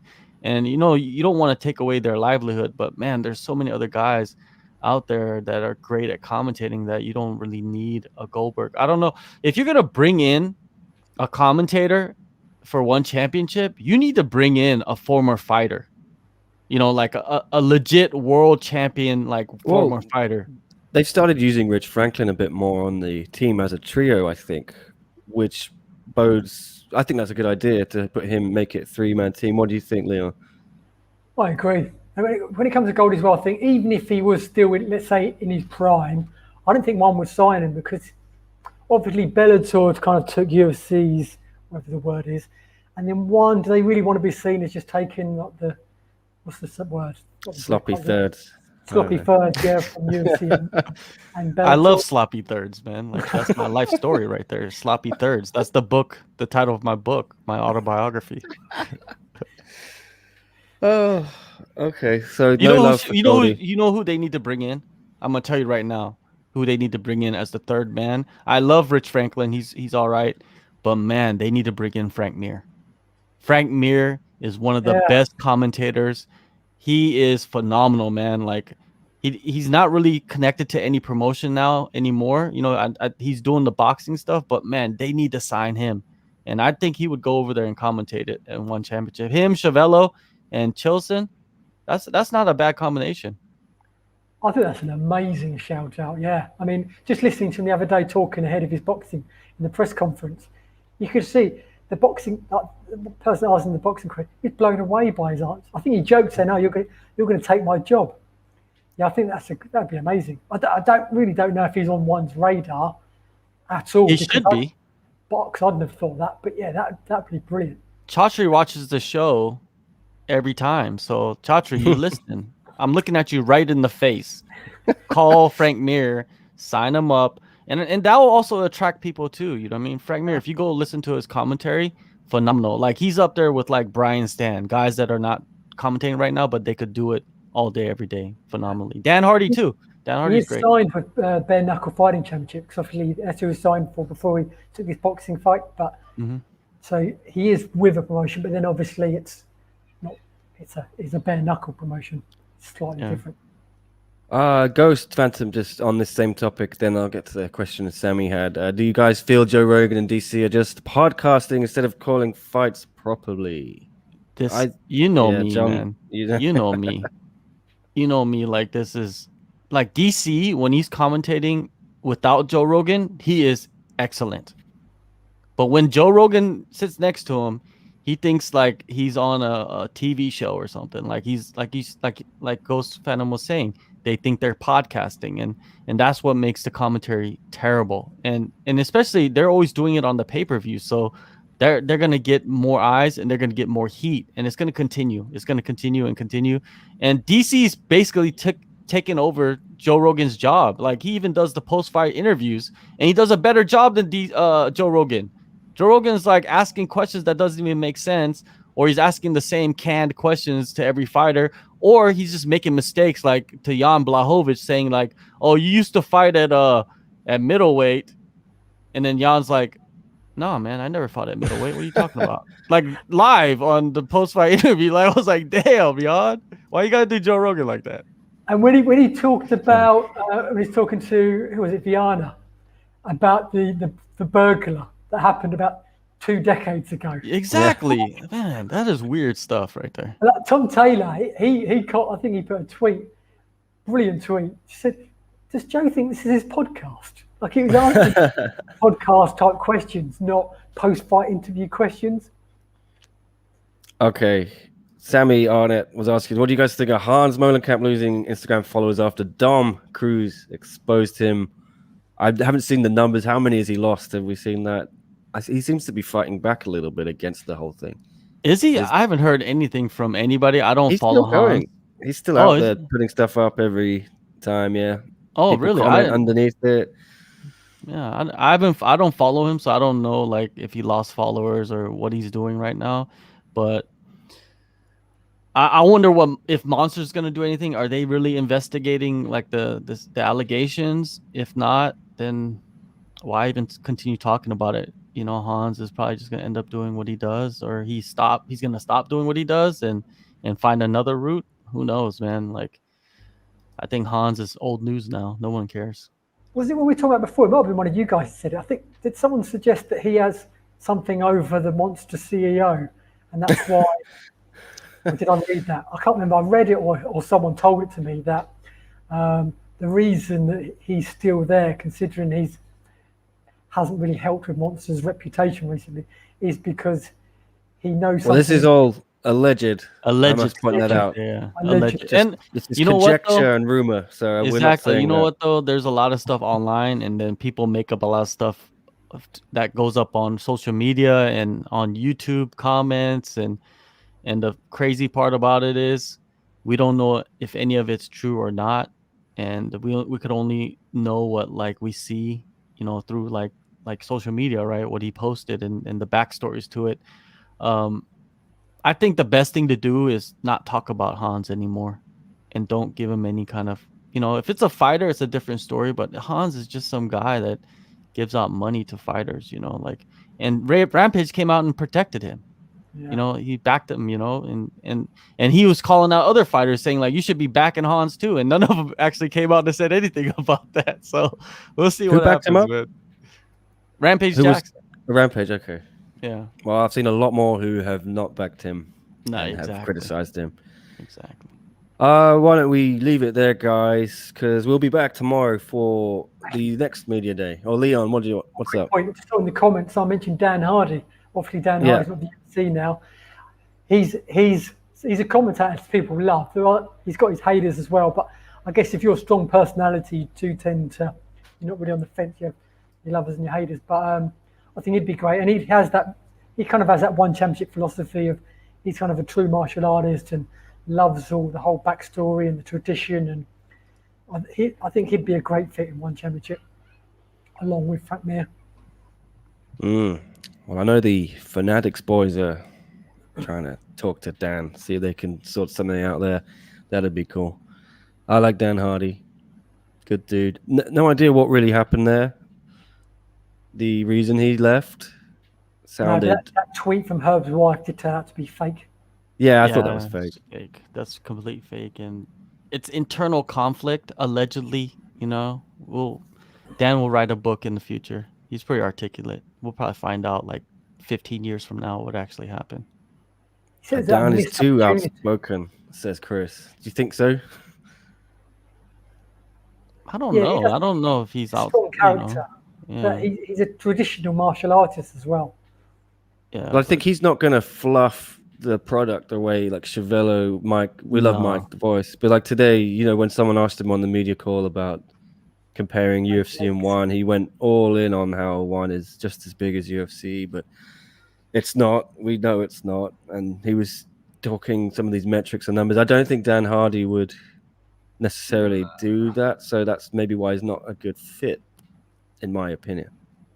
Exactly. Yeah, you make a good point. It's, you know, it all depends on like. Do you necessarily need everyone to be like that? I mean, if there's two or three commentators, do you need all three of them banging out numbers and saying this and that? Look at Michael. Yeah, he's such a good promoter of the promotion. Michael does a great job by himself. He's just passionate. You know? He loves mixed martial arts. He loves one championship, and he's just a passionate guy. He's a complete man. It's like it's no different from like John Anik or you know, it's no different from you know like a John Gooden or Brendan Fitzgerald. You know, those guys are doing the same thing for the UFC. I know Michael gets a lot of hate, but man, he's pumping out like the statistics that is brought to him. You know what I mean? Who is he to question the statistics? You know what I mean? Like is his job to promote. And he's a good commentator as well. I like legit sources like Nielsen and that. I mean, these are all legit sources that are used all around the world without question.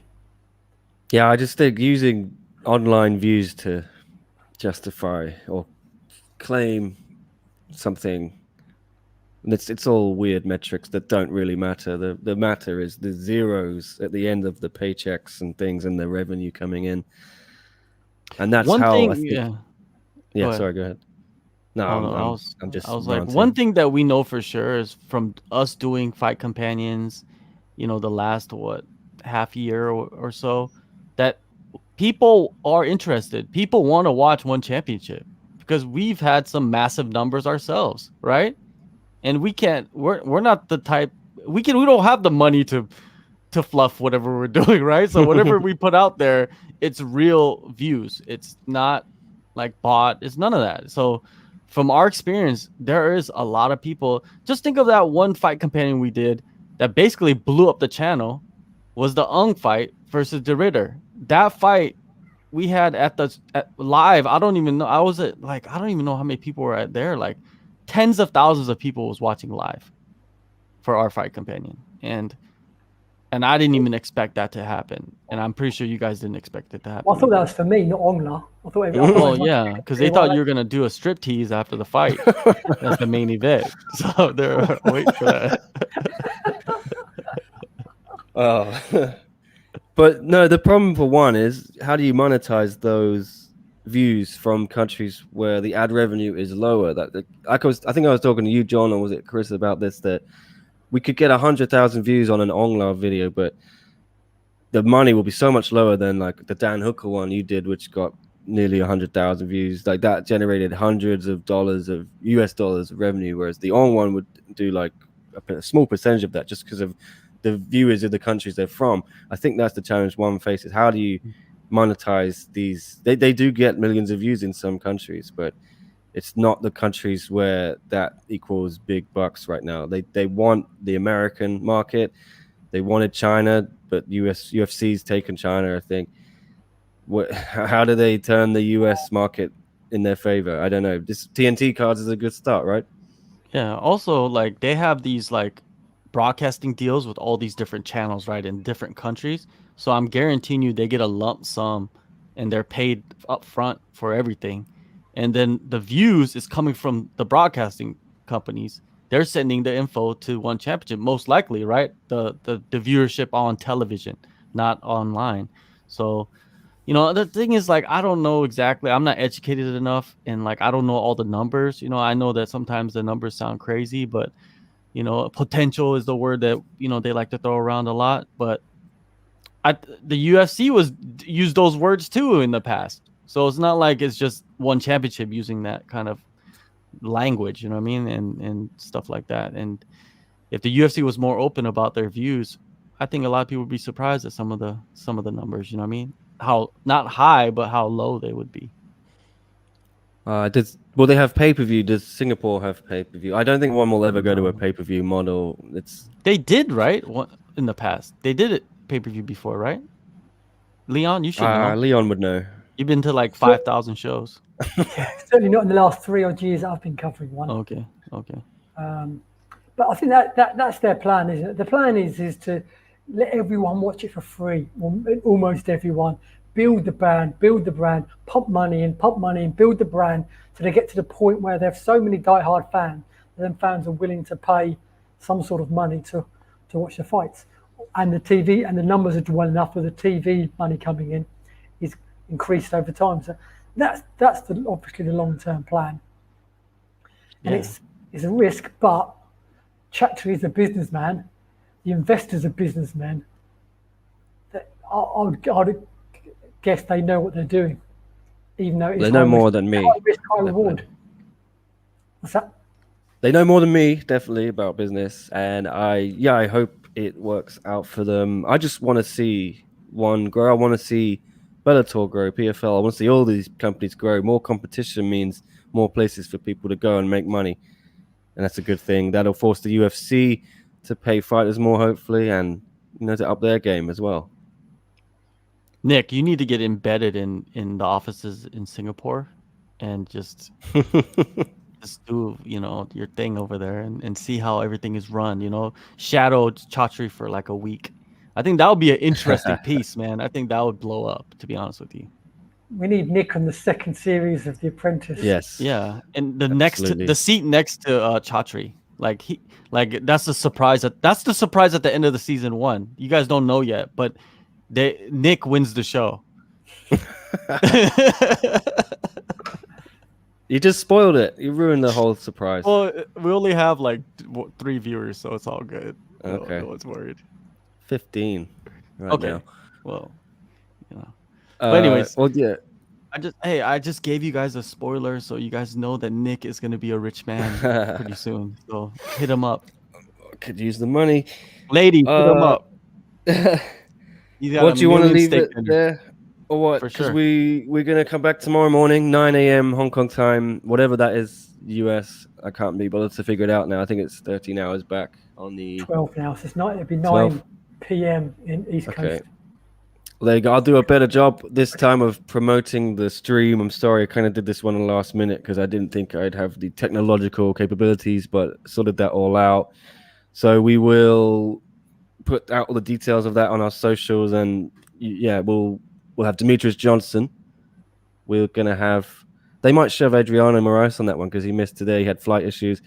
It's gonna be Yuri Lapicus, Raymond Magomedaliev, and Ruk, our old man, our old favorite. And then we'll be here to chat shit in between and after and before, hopefully.